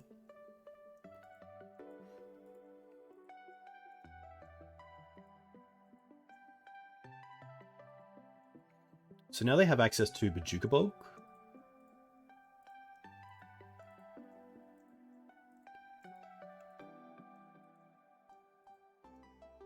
Which does change things. Probably makes me want to adjust to attack with the Endurance next turn with Exalted. But they should fetch, because if I draw into Swords to Plowshares, I can then respond to the fetch.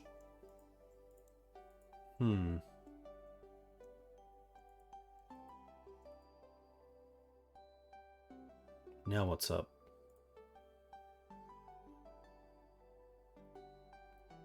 I could try to go for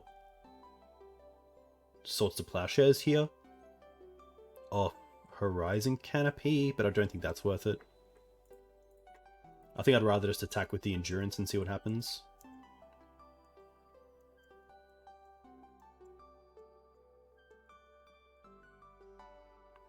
Fetch, sack a land, I guess the Flagstones. 4/4. Yeah, I think this works out pretty well.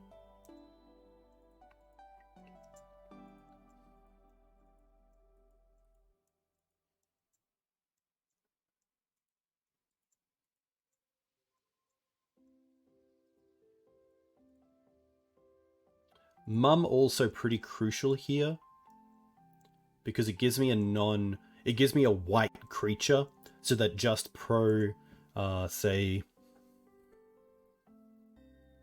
green gets through everything but the Mum.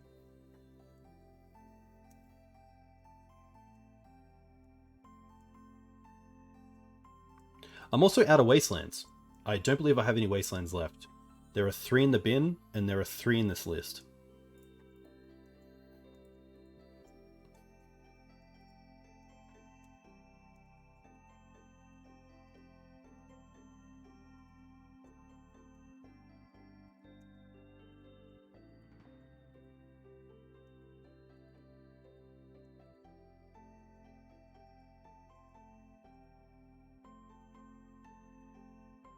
But they're actually just like, they're so close to just getting, like, swordsing the Mum and then attacking in.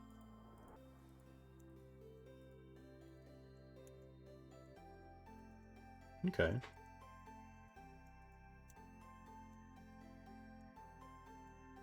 Well, now we have the Wastelands back.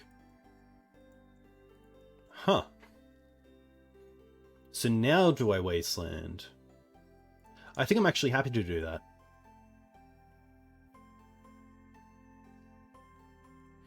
Take them off their only green source. Because Sejiri Step is their way to win this. Or double Sejiri Step. Or Swords Sejiri Step.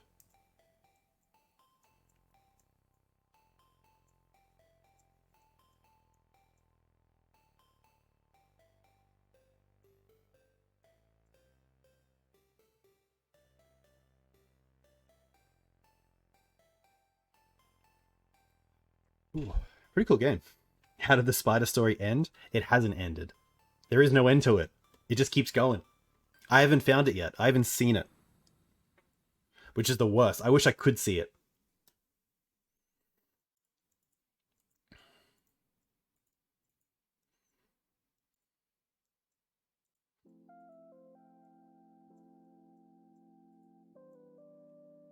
I did sleep upstairs. No, I slept in my room. I like that I had to tell you that as well.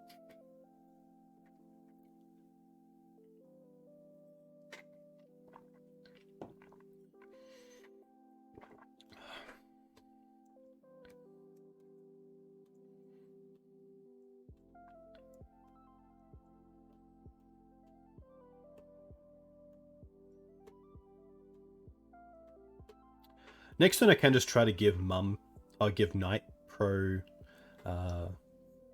green, or maybe even the Endurance, because it isn't hit by some sort of removal spell. No blocks, Flagstone's up.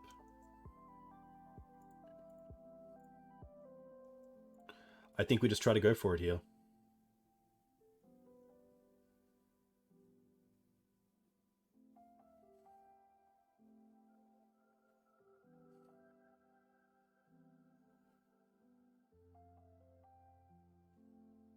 Pro green.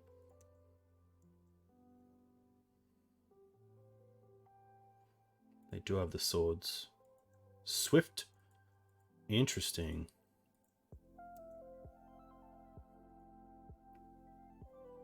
So now what if I attack with both knights?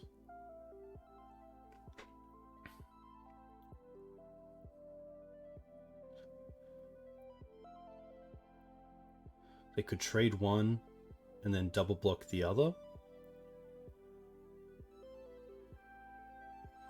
I could attack with just one. Yeah, I actually like attacking with just one. They have to block it because of Exalted, and then we have tricks with Verdant Catacombs and Night.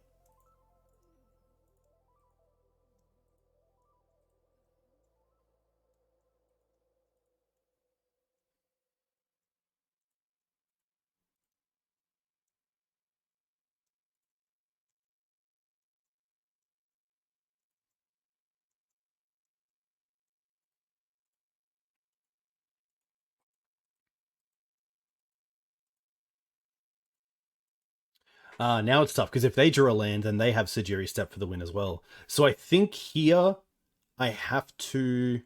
Because if they draw a land, they use Reclaimer to sack it. The Knight becomes a 6/6. They get Sejiri Step to give pro green and swing in for 6. So I think here I actually just have to go and get a white source.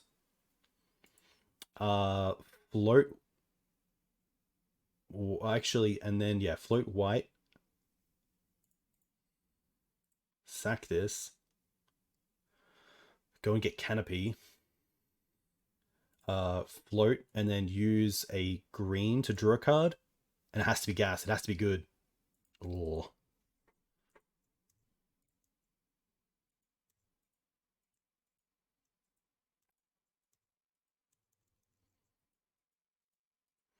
Maybe because of that line especially. Wow, yeah, I think I actually should have last turn attacked with both knights, because then it stops them from having the line of drawing into Sejiri Step with one creature to protect the other and get through.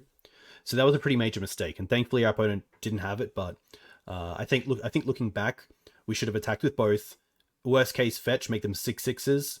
One trades with one creature, the other one trades with another creature and leaves one. Most likely the Reclaimer. But yeah, pretty happy. The Swift reconfig makes me kind of want to have an extra force here. Potentially over Esper Sentinel. I think that's fine. The ley lines are interesting, but what does chat think? What do you guys think about Leyline? I just don't think it does enough. Like, the creatures are still threats, and the creatures are still utility. Leyline doesn't really stop either of those. Like, they're still attacking for 2 each turn, which I guess, like, is obviously less than what we're mostly blocking with, but what do you guys think?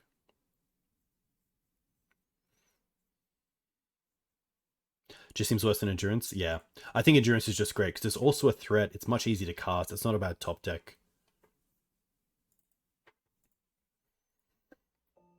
Alright, also up on 3 minutes. Pretty happy to keep this. Double swords.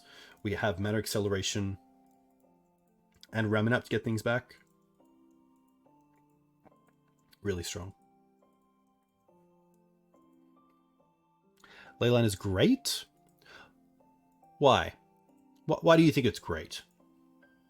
That's my question to you. Why you? Okay. I kind of like just going for Savannah here into Noble Hierarch.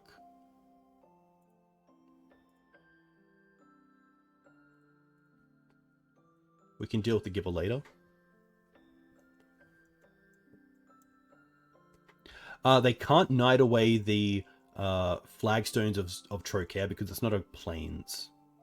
So you can't get rid of it with Knight. The only way to get rid of it with Knight is to have Yavimaya, Cradle of Growth, in play, which then it becomes a forest.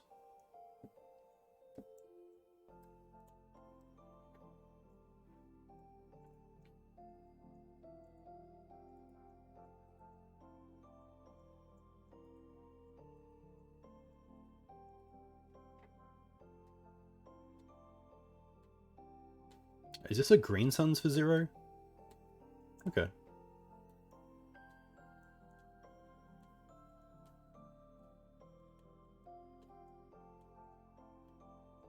Sure. One thing to note is that Giver of Runes gives protection from colorless, so Giver can actually protect Dryad Arbor from Wasteland, as Wasteland is a colorless source. So definitely don't walk into that if you run into it. Well, I guess if you run into it, you probably haven't walked into it, so. Fiend.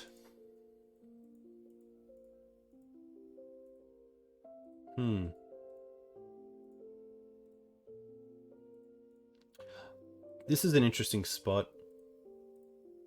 I kind of want to take them off mana here, but I also want to develop my board a little bit. I think in this case, it's tough, because if we use a Swords here on the Dryad Arbor, they untap, play a land, play a Knight. We now have 1 Swords, but they have Giver and Knight, which means we have to deal with the Giver first. I could also just say, allow them to have the mana, and keep the Swords for actual threats. So potentially because of that, I'm actually happy just to play the Fiend Artisan here. And then down the line we can just like use these swords on things we really care about, essentially. They're a finite resource, and I can't just be throwing them away willy-nilly. Okay. That's a good target, especially if it gets Kaldra.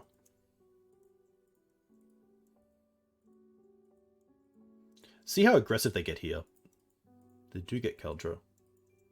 Oh, and Reclaimer, okay. Well, now they're really developing an ice board.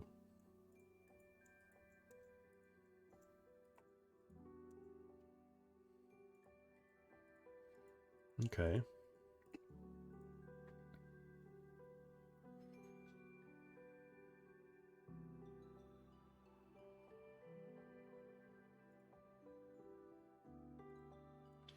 So we Swords the Giver. They probably give protection to something else. We're definitely swordsing the Stoneforge. Oh, they do nothing. Okay.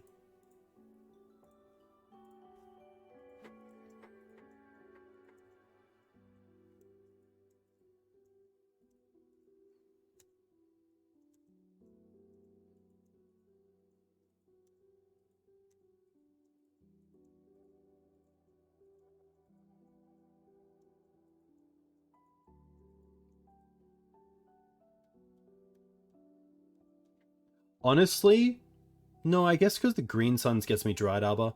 I think I probably should have gone for Dryad Arbor there, which allows me to then Fiend into Opposition Agent, which is very strong in this position. Okay.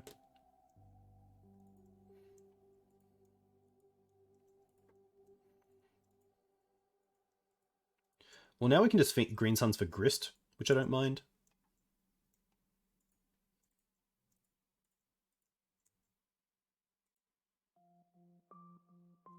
Or we can Ramanap into Verdant.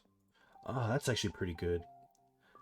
We can Ramanap into Noble, and then next turn Green Suns into Grist to actually remove something, potentially.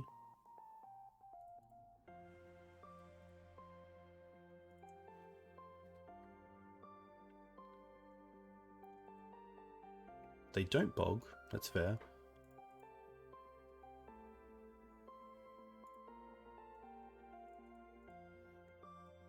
We are a little bit open here to just the combo. End step, get stage, untap, get Dark Depths, but I feel like they won't go for it. I feel like they just go for value here and get Flagstones.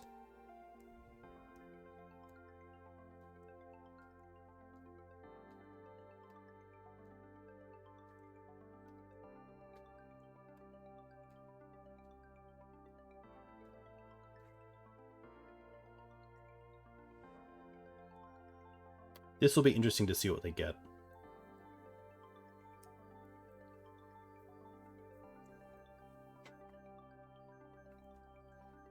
Wow, they go for stage, okay. And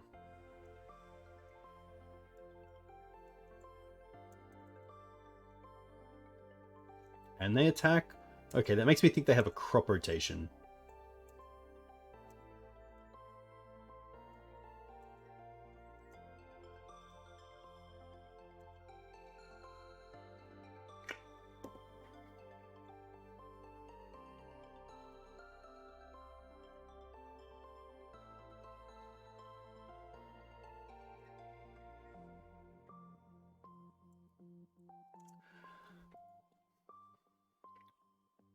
1, 2, 3, 4, 5, 6 mana. So sadly I can't Green Suns for 3 and also play Knight of the Reliquary. And actually taking the hit as well means that Knight of Autumn gain 4 doesn't put me above 20. I also don't have a flyer in this list. We do have access to Endurance, but Endurance doesn't beat make the 2020 untap and then just use 2 lands to get Sajiri Step to give pro.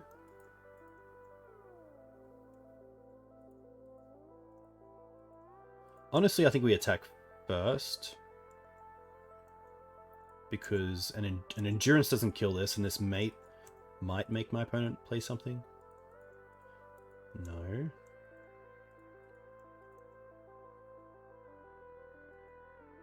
It has to be Crop, and I can't beat Crop.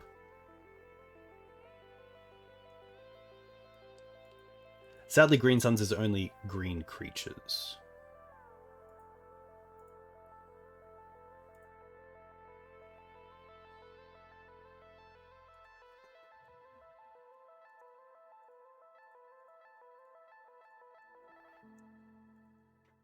I think it's just Knight and Bluff that we have swords.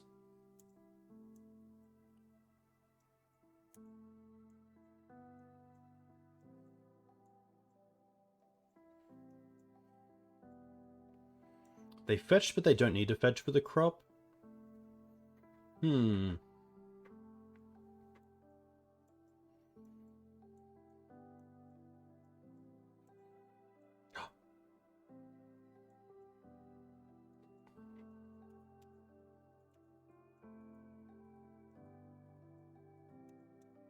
Okay.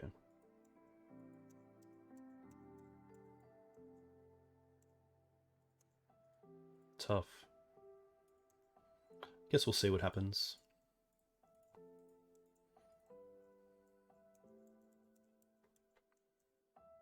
Just a very creature heavy start took away a lot of my resource. Yeah. Tough. Well, at least we went down to another Green Suns deck, which is cool. And a bit of a brew, which is always nice to see. We need to add some beta servants. Oh. Tough one. I think a Sylvan Library in that sort of matchup is where I'd love to see a Sylvan in the sideboard. Alright. Yes! This! Oh my gosh. This is a hand. Especially if the Wastelands are actually part of it. We love love, and this is love.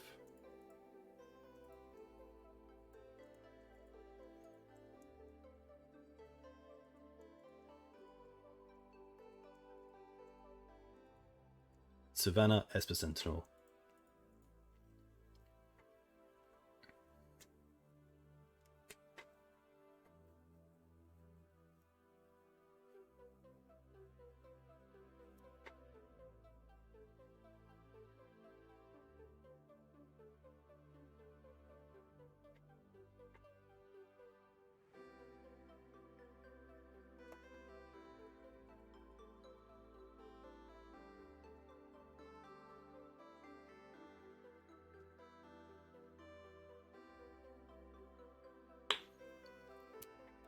Alright.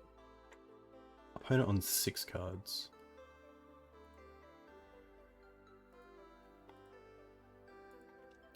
Look, this does tie really well into the taxing effect of this hand. Oh.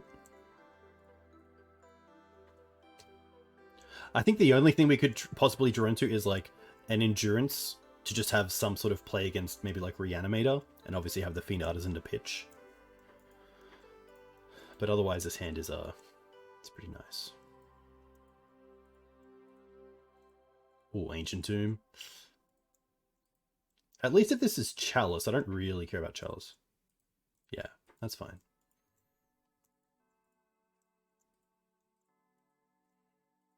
In this case, I'm happy to hit the Ancient Tomb more than anything.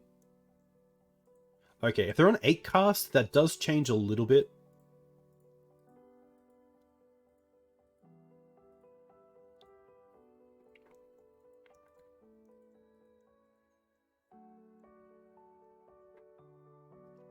The Sentinels have been, not just in this match, or in this deck, sorry, but in other versions of similar decks, Esper Sentinel's been really nice, especially with Exalted creatures.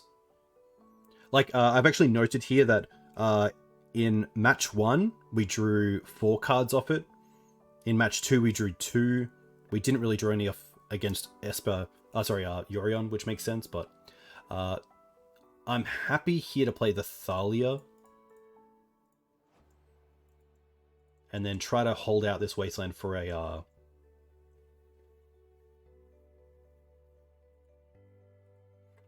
Saga. But yeah, Esper Sentinel has been fantastic. It's a 1-drop creature, obviously pretty nice at just getting some early things down. Getting some early card advantage. But it's been great. Please play a Saga. Please? Okay. Fair. Sai would be a little bit annoying. Chalice does hit Wasteland as well. Oh, but it... yes. You'd love to see it.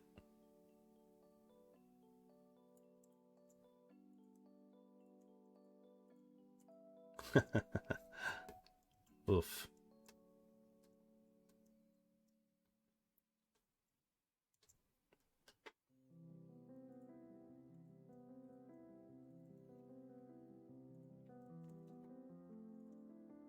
Cradle.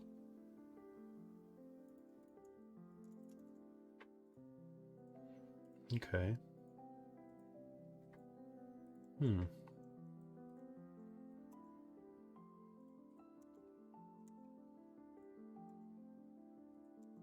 Probably happy here to fetch, play Fiend, and then just Wasteland the Ancient Tomb.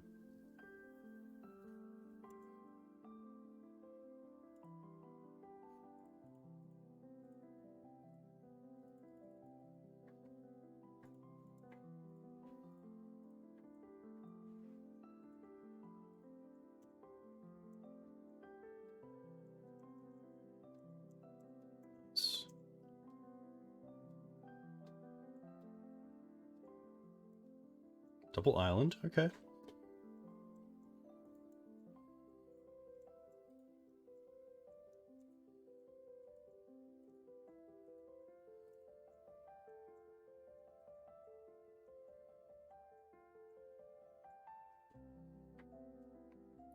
One deck, where I really like Esper Sentinel is Legacy Hammer. Sentinel is very good in that deck.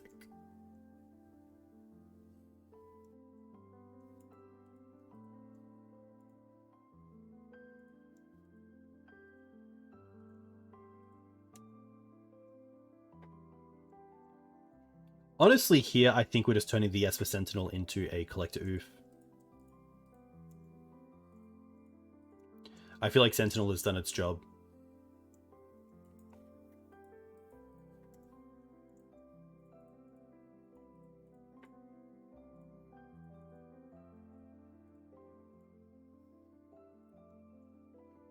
There is a world where we could get rid of Thalia just because we have multiples in hand.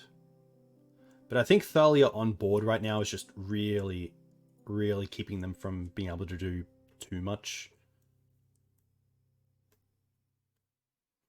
I think all roads lead to Rome, but in this case it's just pretty good. Okay. So we're looking at 8 cast. So we really like the Force of Vigors and the Night of Autumn. I don't mind the Plague. The Deafening Silences are obviously better on the play, but I'll put them here for now.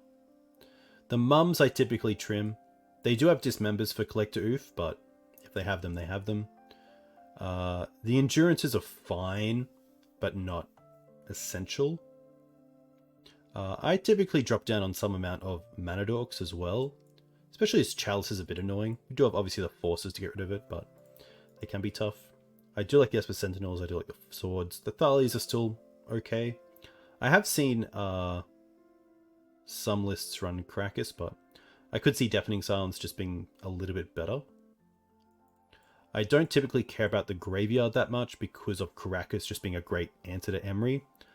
That I could even see like an Endurance coming out and potentially an extra Thalia staying in. I don't mind something like this.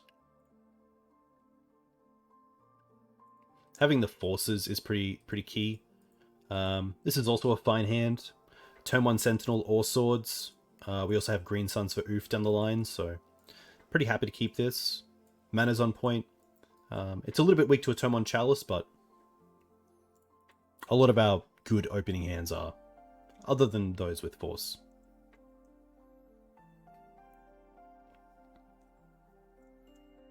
Yeah, Sentinel just seems like a great card in a multitude of formats. Just, I like the design. I like it. I like its design. Very, very cool. Especially with Hammer. What, pay 11? No, thank you.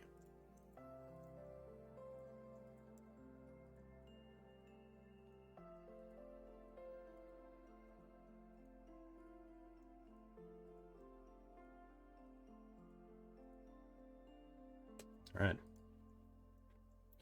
We have outs. We have outs. So we can put these to the side.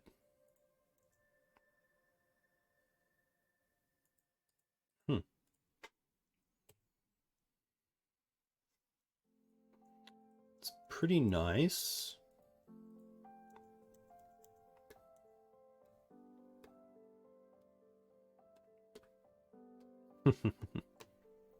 Alright. Mox is fine. Oh, okay. Again? Come on.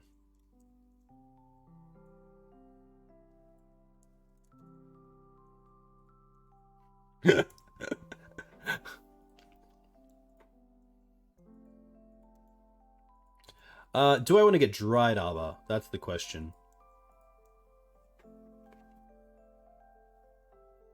If they have Dismember, it's pretty brutal, but it's one less Dismember for...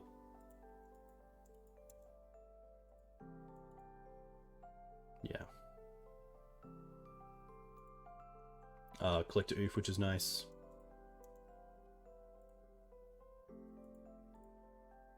Put that over here. Happy to play Fiend. Then next turn we can Green Suns for Collector Oof, and the following turn we can get rid of the Chalice with Night of Autumn. They also only have 2 cards left.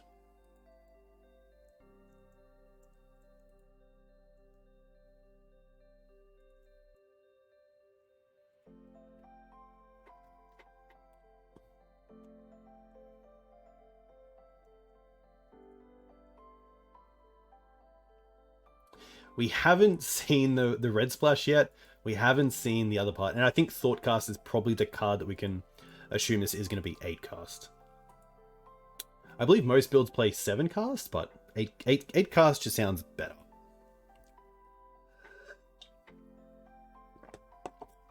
Alright.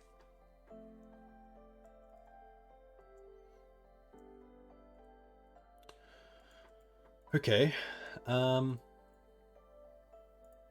Pretty happy here just to keep building out the board. So let's go for Bayou. I could play around Force of Will by getting rid of the Dried Arbor here, but I really want my mana around. And if they want to 2-for-1 themselves on this, I'm not too unhappy about that.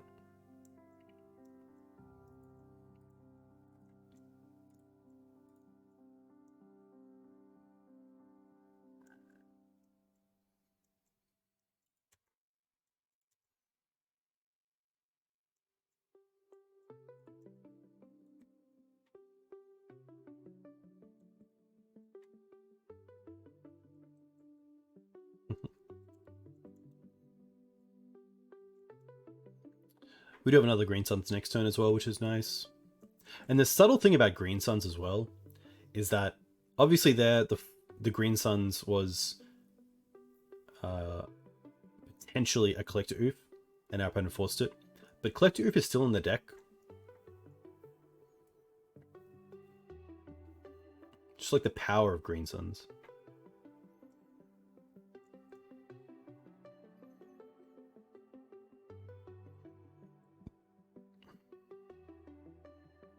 Okay. There's one big boy.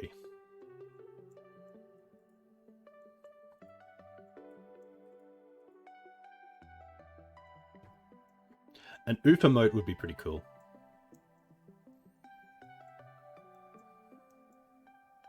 An oof and probably an endurance. I think they're the two cards that lead to the biggest blowouts.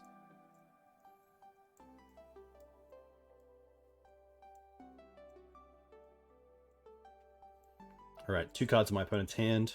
3 cards with this bauble. Let's draw a land. Cradle would be nice. Oh, we could just draw the oof.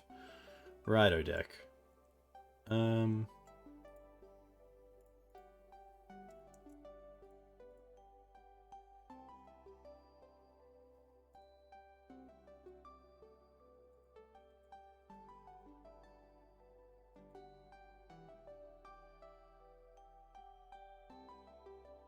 Nice.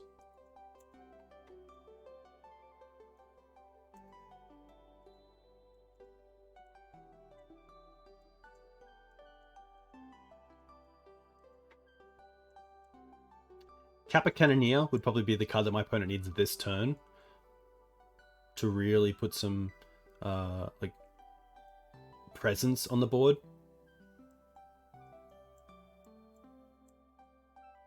Chalice on 2. Okay, that's fine.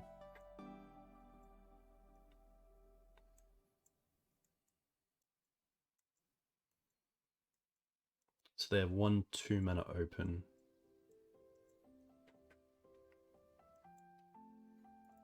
Okay, can't play that.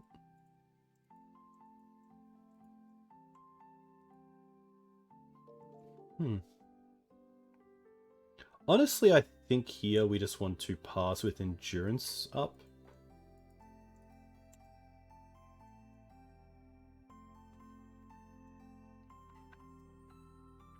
Yeah, they're nearly in a position where they can't even cast Dismember, which is pretty crazy to say. And hey, a huge thank you to you guys for sticking around. That means a lot, especially all of those from Mengu's stream. There's definitely no way I'd get this amount of streamers or amount of viewers without Mengu's support. So a big thank you, and I hope you're enjoying the content. The fairer side of Legacy. Please attack. Okay. Another small thing we could have been doing is just chucking these creatures into the Chalice to grow the Fiend Artisan and just start pressuring.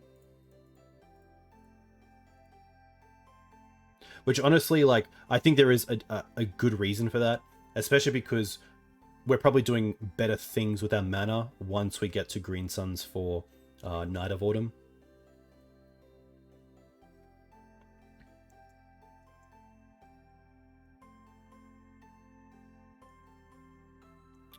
Honestly, in this position, I don't want to target anyone. I don't want to put the needle back into the deck. I think they're pretty far away from getting it with Saga, but like, even if they play an Emery next turn... Oh, they're going to force this. Okay. Pitching a Sigh.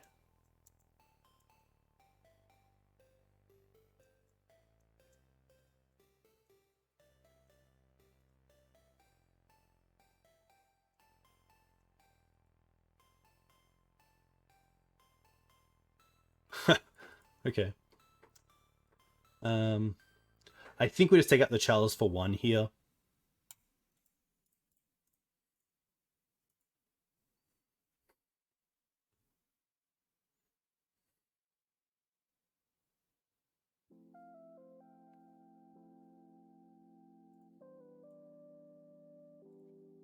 Pretty sure we just drew, like, Collect Oof into Night of Autumn, which is pretty nuts.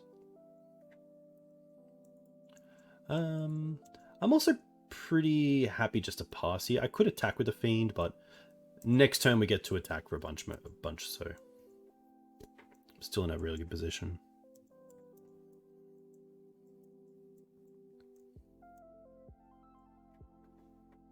So I gotta sit up straight. Hey Panda, a huge thank you. Big shout out to Panda for hitting 100,000 points and getting the donation deck list. So tomorrow night we'll be playing some Naya Depths with a twist. So definitely tune in tomorrow night. Same time.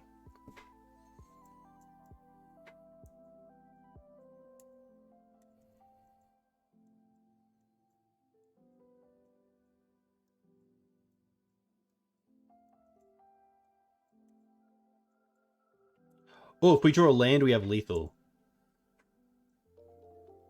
Alright, who sees it? Let's see if anyone can pick out lethal here.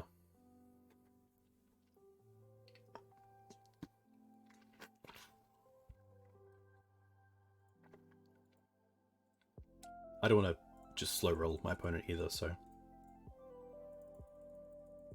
We green suns for 3.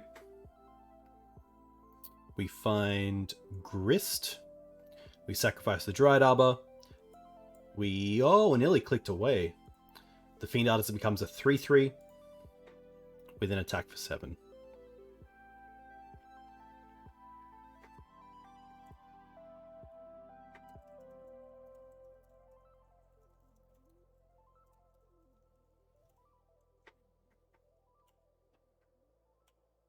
Alright, we're 3-1.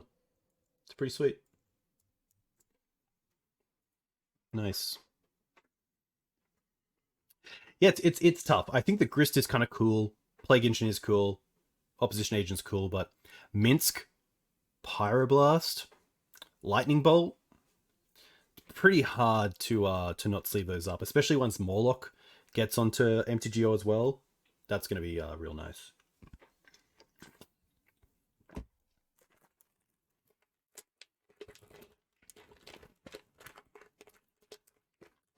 Yeah, as much as I love Abzan, I think Naya is on top right now. Fable's really cool.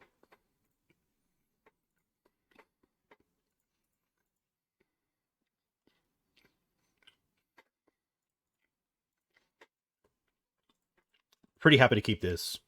We have Acceleration, we have Disruption, we have Removal. Fiend to turn these into relevant creatures if these aren't relevant.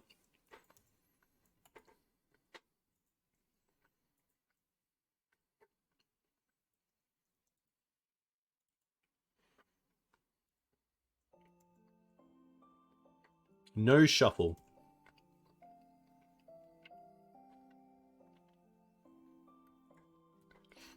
Because we drew the land against the Ponder deck, I'm pretty happy to play Sentinel here.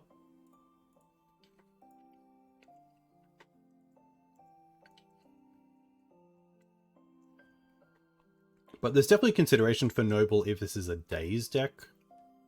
Prismatic Vista makes me think this is going to be a blue-white X control deck.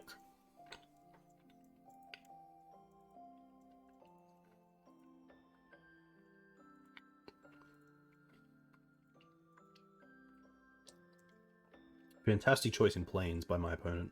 Or basics, I should say. I can double spell here. I think I like double spell over Thalia. Especially seeing they just used the swords.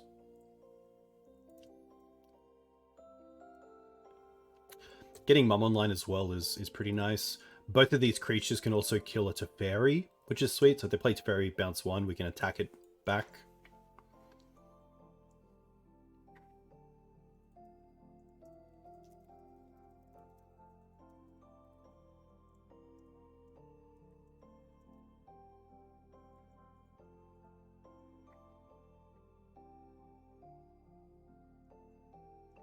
Ugh.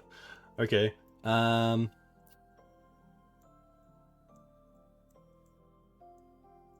We don't have Questing Beast. We do have Exalted Beats.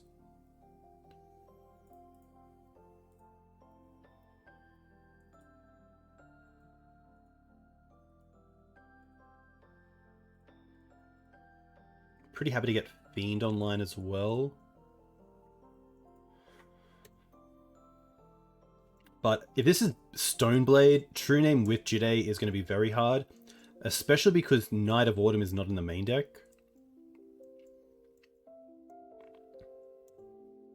Okay. 2-mana Brainstorm isn't too bad.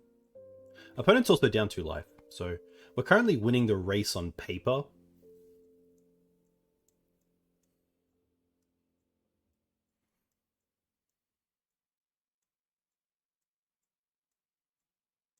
Hmm.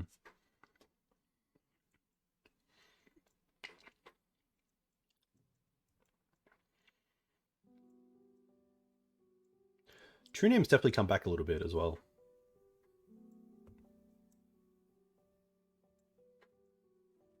Which I don't mind. I think it's definitely towards the fairer side of things these days.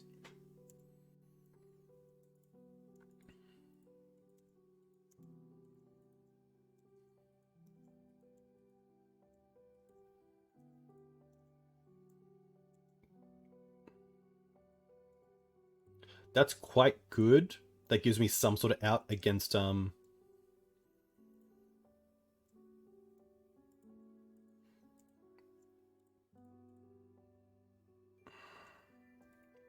Jite, but like a main deck Supreme Verdict here would be pretty brutal. I do not think we've seen the last of Initiative. I think Initiative is alive and well in Legacy. It's just changed into probably not even its final form, but there's a lot of cool lists running around. My favorite is probably Bant. All right, let's get Oof in play.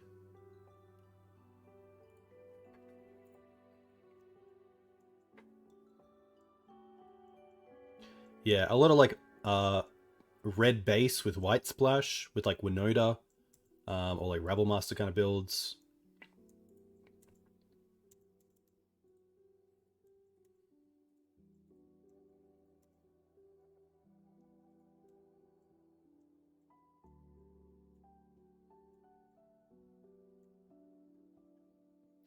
Green red, yeah, with like 4 Seaman Spirit Guide, 4 Elvish Spirit Guide, and a few other things to like explode out, maybe seasoned or even like a turn 1 Minskin Boo. All right, happy to protect. This obviously means they just have another Swords to Plowshares, but at least that means they probably don't have a Supreme Verdict. I don't think my opponent would try to Swords there if they have a Verdict here. They probably just have like maybe Snapcaster Swords or just another Swords.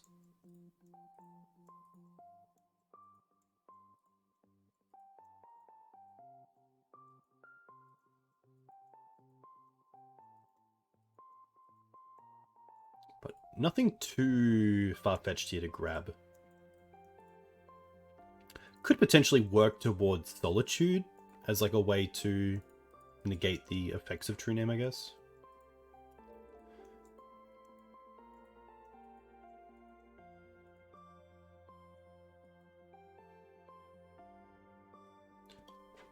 They get rid of Mum, that makes sense. They might even keep the True Name at bay. Yeah. Alright.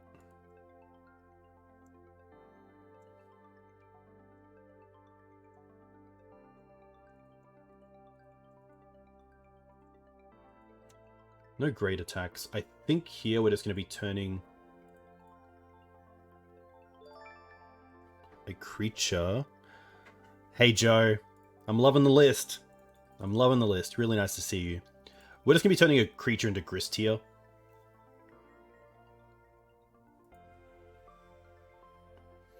It's probably just the Noble.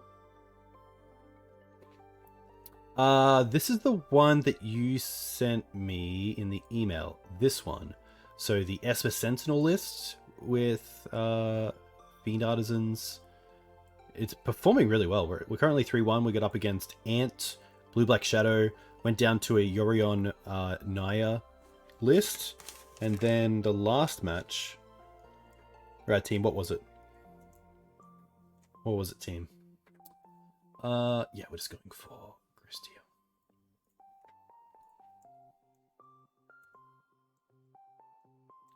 What did we just beat?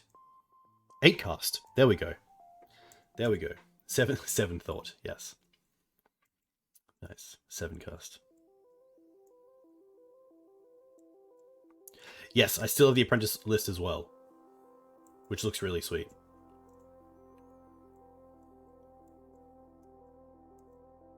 Now they're attacking. Okay, now I kind of feel like they want to get rid of the grist. Makes sense. Double swords here for the Stoneforge is really nice. Especially as I assume they get Caldra here. I could see Batterskull though. Yeah.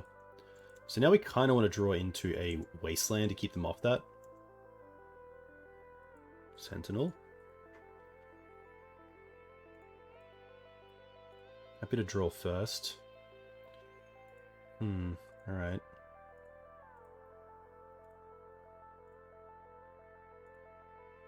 Swords this. Force.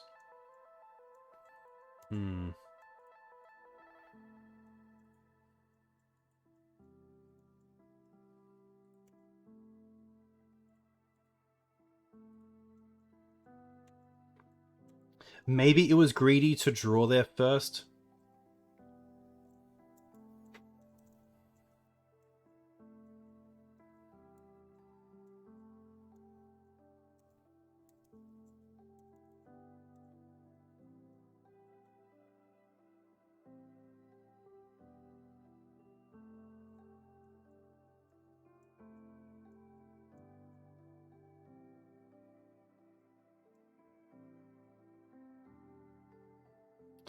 Yeah, my thought was if we draw a land, we could play the Esper Sentinel first, but of course we can't because the swords also cost 2.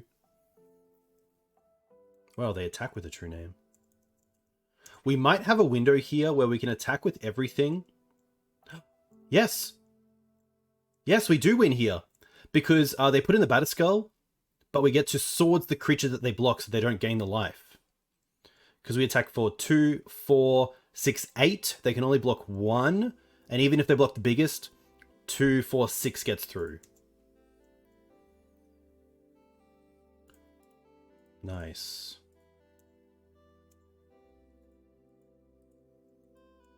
And unfortunately, if they kept the Stoneforge and just hardcast, they could have got there.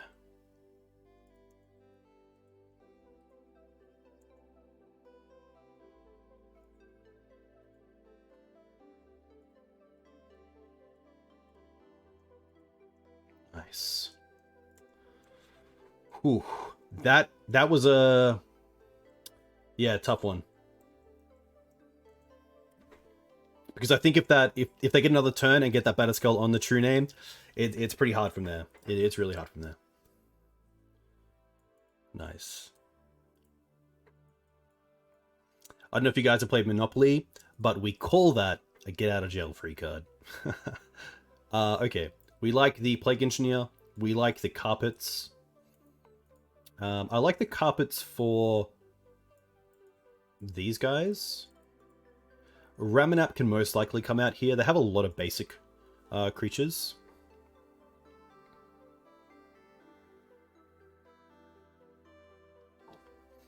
Why not sword before block? If I sword before block, then they can just block a creature and gain 4. If I swords the Batterskull, they gain 4 and I no longer have lethal.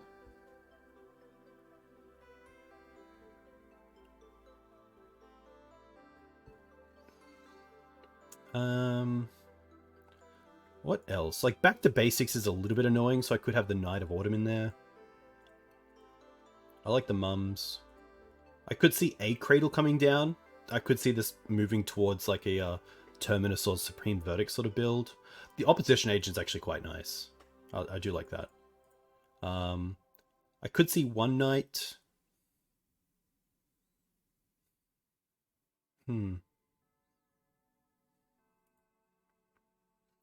Unless it's actually Fiends that I want to cut back on. Could be... Yeah, maybe. Maybe a Fiend and an... The Oof is keeping Jitte off the board. That's probably the big thing.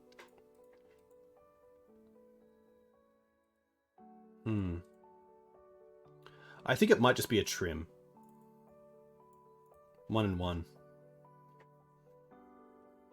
If we see back to basics, I'll definitely think about Force if there is a game 3, but I think having Night of Autumn is good enough. And we also have like double Forest Plains, the Nobles, and also the Carpets to fight against back to basics, which is nice. They do have Prismatic Ending, but we can see how this plays out. This is pretty nice. 2 lands, 2 green suns, Mum into Thalia with swords for Stoneforge. Pretty happy to keep this.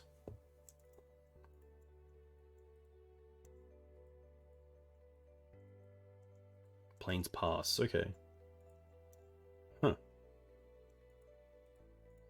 That makes me want to green suns for Dried Arbor.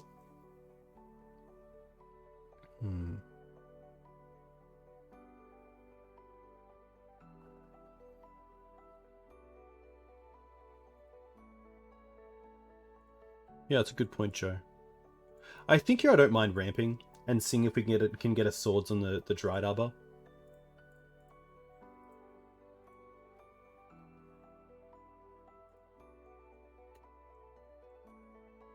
This also means next time we can potentially sword Stoneforge and play Mum.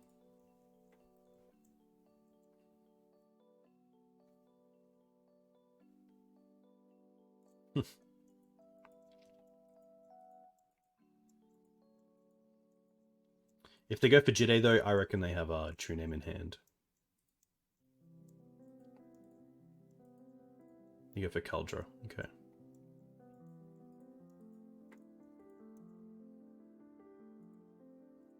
Play a land.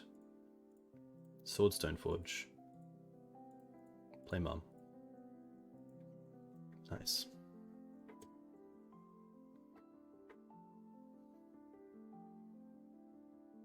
Snap Swords is fine. They still have Kaldra and 2 cards. Cradle. Okay. I don't really want a Green Suns here for Dried Arbor. I think I'm pretty happy just playing the Thalia.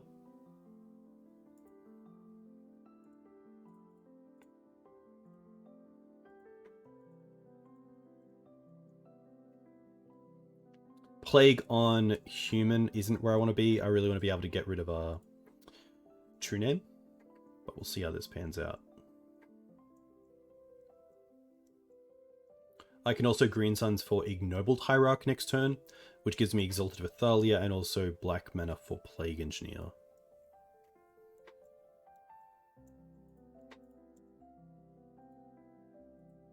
Swords is pretty nice, just in case of another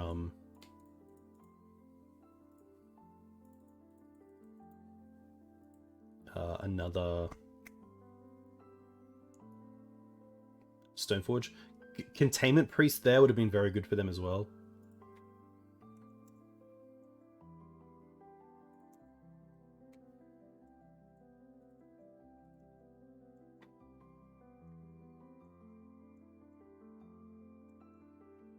But now we're just in a nice position where the Snapcaster can beat down, but we don't really care about it. The only thing we would care about is land into Jite. 2, 3, 4, 5 mana next turn.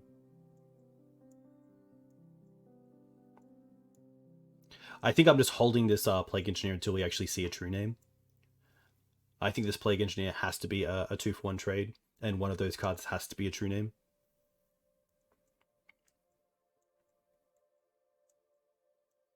I'd love to see like Prismatic Ending on the Thalia. Oh, they get rid of that card. Okay.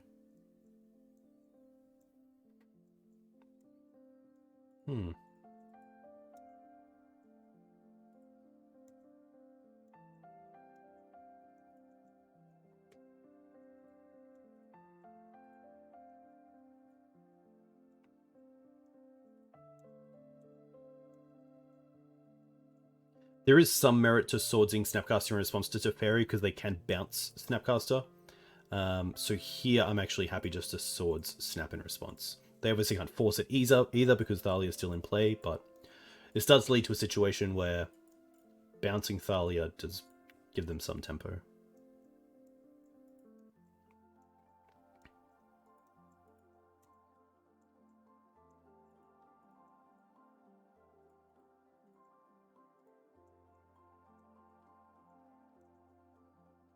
something like a From the Ashes is a card that I don't want to see. That would be pretty brutal. I guess no, Ruination is the card. From the Ashes, we still have 3 basics we can go and get.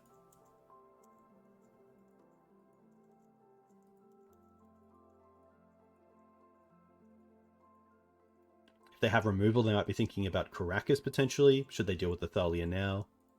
It looks like they're gonna. No.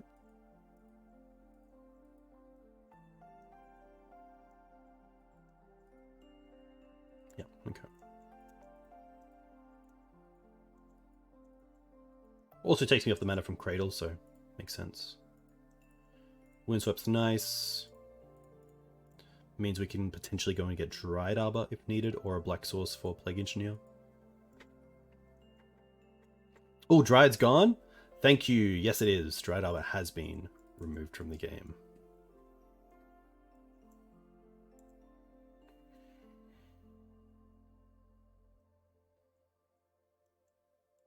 Nice.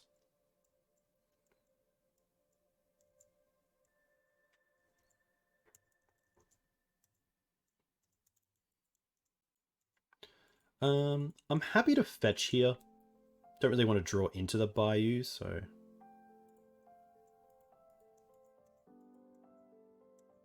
They have 3 cards left. Oh, Esper Sentinel is sweet. Could potentially give us some card draw if they're trying to, like, Swords this.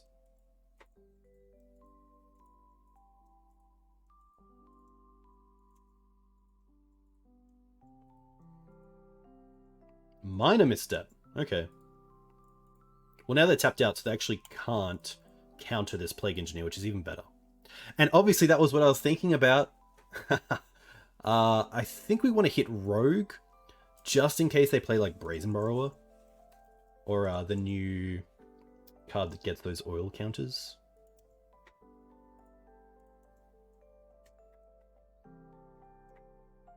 I think they made a minor mistake. Nice. I like that. In a pretty good spot. We have 2 attackers for Teferi next turn. We have Endurance and Swords up, thanks to Cradle tapping for 2. Opponent still has that Cauldra in hand as well. So they have 2 other cards. Oh, that's spicy.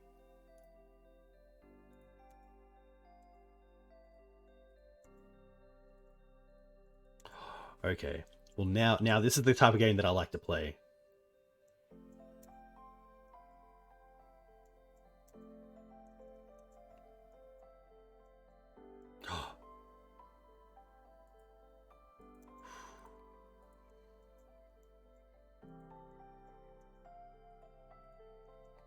We have the pressure, so I'm happy just to pass. Green Suns is nice, but I don't really actually need anything here. Even if they snap, we have Endurance.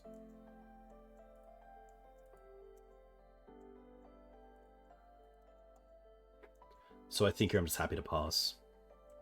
They might have Brainstorm into fetch. No.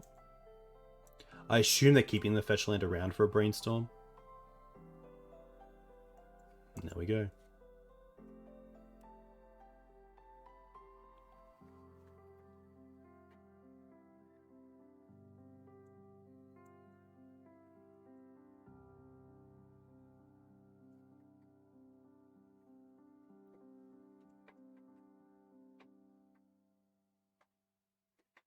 I think Oil Counter Dude is also a rogue, right?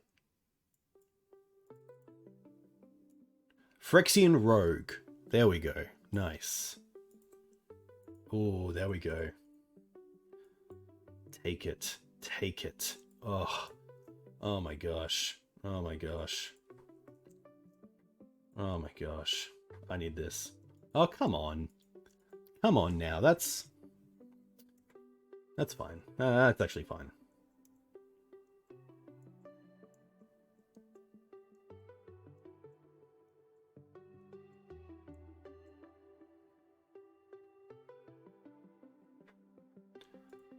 Okay.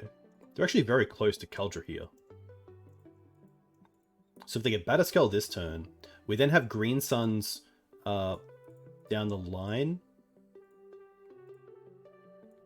for Night of Autumn.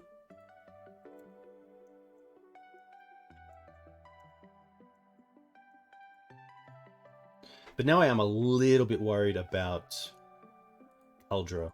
1, 2, 3, 4, 5, 6. I guess it costs an additional because of Thalia, actually. So we're Gucci. Yeah, we can just attack here. Endurance in the end step.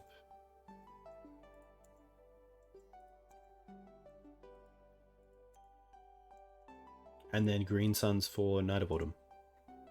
The hand is just, yeah, Kaldra Batterskull. Sure.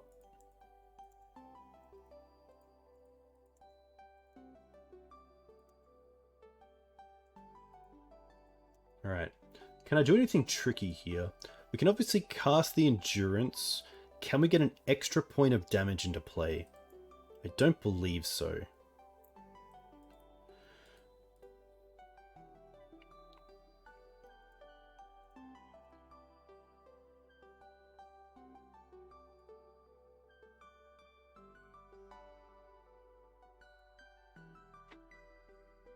I can draw a card here as well, because we still have 3, 4, 5, which is enough for Green Suns for 3, and then 2 with tax and normal. So I think I can just draw a card here as well. Okay.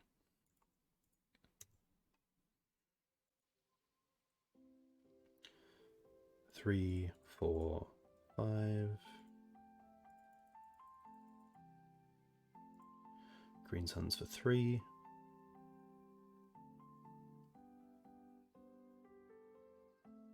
Night of Autumn. Get rid of this. This also turns off fetch lands for that extra 8 source for Kaldra, which is pretty nice. This also means we have Caracas open for Thalia if they have some sort of removal effect.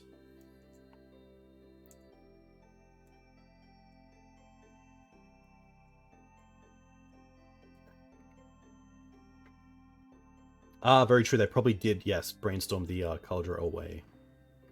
That makes a lot of sense. Ruination into Tabernacle would be legit. I would probably scoop to that, just out of respect. Oof. Okay, we can return here.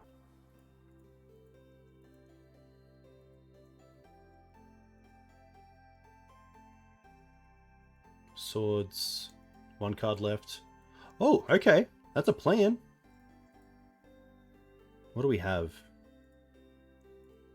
Plague Engineer is exiled. Okay.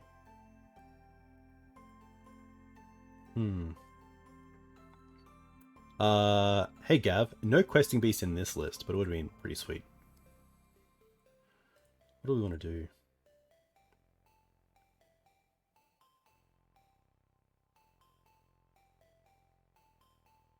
I think here it's just going to be Green Suns for Grist. I think that's just the best option. We can't play Thalia, 2 mana, and then we have 2, 3, 4, but we need 5 to Green Suns for Grist. And the Dried Arbor is, of course, taken away. So I think here it is just get Grist. Especially seeing they're at 1, every single little token helps. It also lives through a hit from True Name.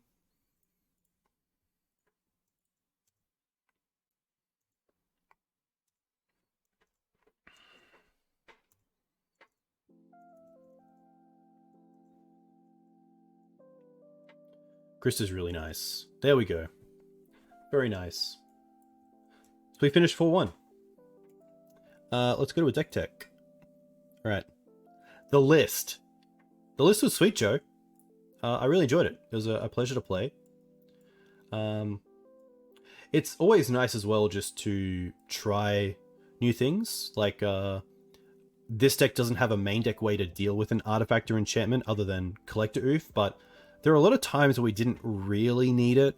Like, I would say this list just has the actual silver bullets left in Maverick, which is really nice to have, especially with Grist. But yeah, it was kind of nice to like trim the fat. And I think I still have like Sacred Cow syndrome around a lot of creatures in Maverick. So to be given a list that just doesn't have them, like Questing Beast or Scrib Ranger or other Green Sun targets like that, is really nice. It's also great. Like I felt that the mana was really good. I don't think we really mulliganed a hand due to poor mana, which was fantastic. Obviously 22 lands is a little bit low, but in this build, when you have the Esper Sentinels as 1 mana plays, the mums, and you also have 10 ways to accelerate on turn 1, yeah, it was great. The Solitudes were fantastic. The Fiends were good. I'm still on the fence a little bit about Fiend. I think Fiend is fantastic in Elves, where you can scale from mana acceleration into a game-winning spell like Craterhoof. And although we do tap out at 5 with Solitude in this list, and in most Maverick Fiend Artisan lists, I'm moving towards Fiend Artisan just being a one-of, and just a card that you can search for when you're still not too sure what your opponent is on, but you want to have some sort of board presence. There's a lot of times where you have turn 1 Noble, and then turn 2 Green Suns, but you don't really know what to go for. You don't really want to get Collector Oof out if you're up against like Elves or something, or Delver. So getting Fiend Artisan in that spot is really nice, which I like. The board was really strong as well. I think like these sorts of cards, like Leyline and Deafening Silence as 3-ofs are fantastic. Endurance and Force and Carpet as 2-ofs are great as well. And then these are just powerful creatures that you can bring in to find through Fiend Artisan, of course. Knight is a little bit better than Outland Liberator in this build, as it pitches to both Solitude and also Endurance. Yeah, like the double Cradles didn't really hurt us, which is nice. Yeah, list was sweet. There's obviously cards you can play around with. There's the new green target for Initiative, which I've been trying out. But in the short testing that I've had, 2 leagues, the deck just grinds really well, that once you get to the mana to go for it, you don't really need the Initiative, but I'm sure there's some spots where it does really, really work. We did go down to Yorion, like Naya Depths, Yorion Abzan Depths, apologies. So like potentially some sort of removal spell on the board. Not sure if that's like Path to Exile or another creature effect, like a Brutal Cathar, maybe another Solitude or Snuff Out. But honestly, overall, like these were perfect. Like we saw them when we wanted to see them. The Solitudes obviously line up quite well against creature decks, especially in game 1 where Thalia might be a dead card. Well, now you can pitch it to Solitude, which is pretty cool. But yeah, pretty sweet. So we got up against 8 cast. That deck just then was... I actually can't even remember what we just played against. That is actually insane. Blue, white, red Delver. I'm going to say Jeskai Blade. TNN. And then 8 cast. The last thing I'll note is that Esper Sentinel was really good. Esper Sentinel in match 1 drew us 6 cards. And in match 4, I believe it drew us 2 cards. Which doesn't sound like much, but for a deck like Mav that doesn't typically have that sort of card draw, was great. Was really nice. So a huge thank you to you, Joe. I also have your list for March, which is sweet, which we'll probably get to next week. Tomorrow night, I also have a list from Panda, which is a Yorion Naya take on Depths, or should I say a Yorion take on Naya Depths, which looks really fun. But until then, a huge thank you to all of you for coming in and watching and enjoying some Legacy. For those of you who stayed for Mengu's stream, I very much appreciate it. A huge thank you to the new followers, the new subs. Of course, if you want to find me on other platforms, you can find me on Twitter. You can find me on Discord. You can find me on YouTube. But yeah, a huge thank you to all the Mav fans out there. Keep it going strong.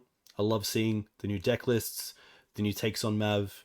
It's really nice. It's really cool to see, especially for this one. But until then, Grim Decks, thanks for the follow. I'm going to see who else is streaming and send you guys over there. But this time tomorrow night, minus 3 hours, I'll be going live. So I hope to see you then. It looks like Tagores is live with some Legacy, so I'm going to send you over there.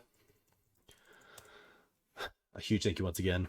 Really nice result tonight. Really happy with it. We'll see you next time. Take care.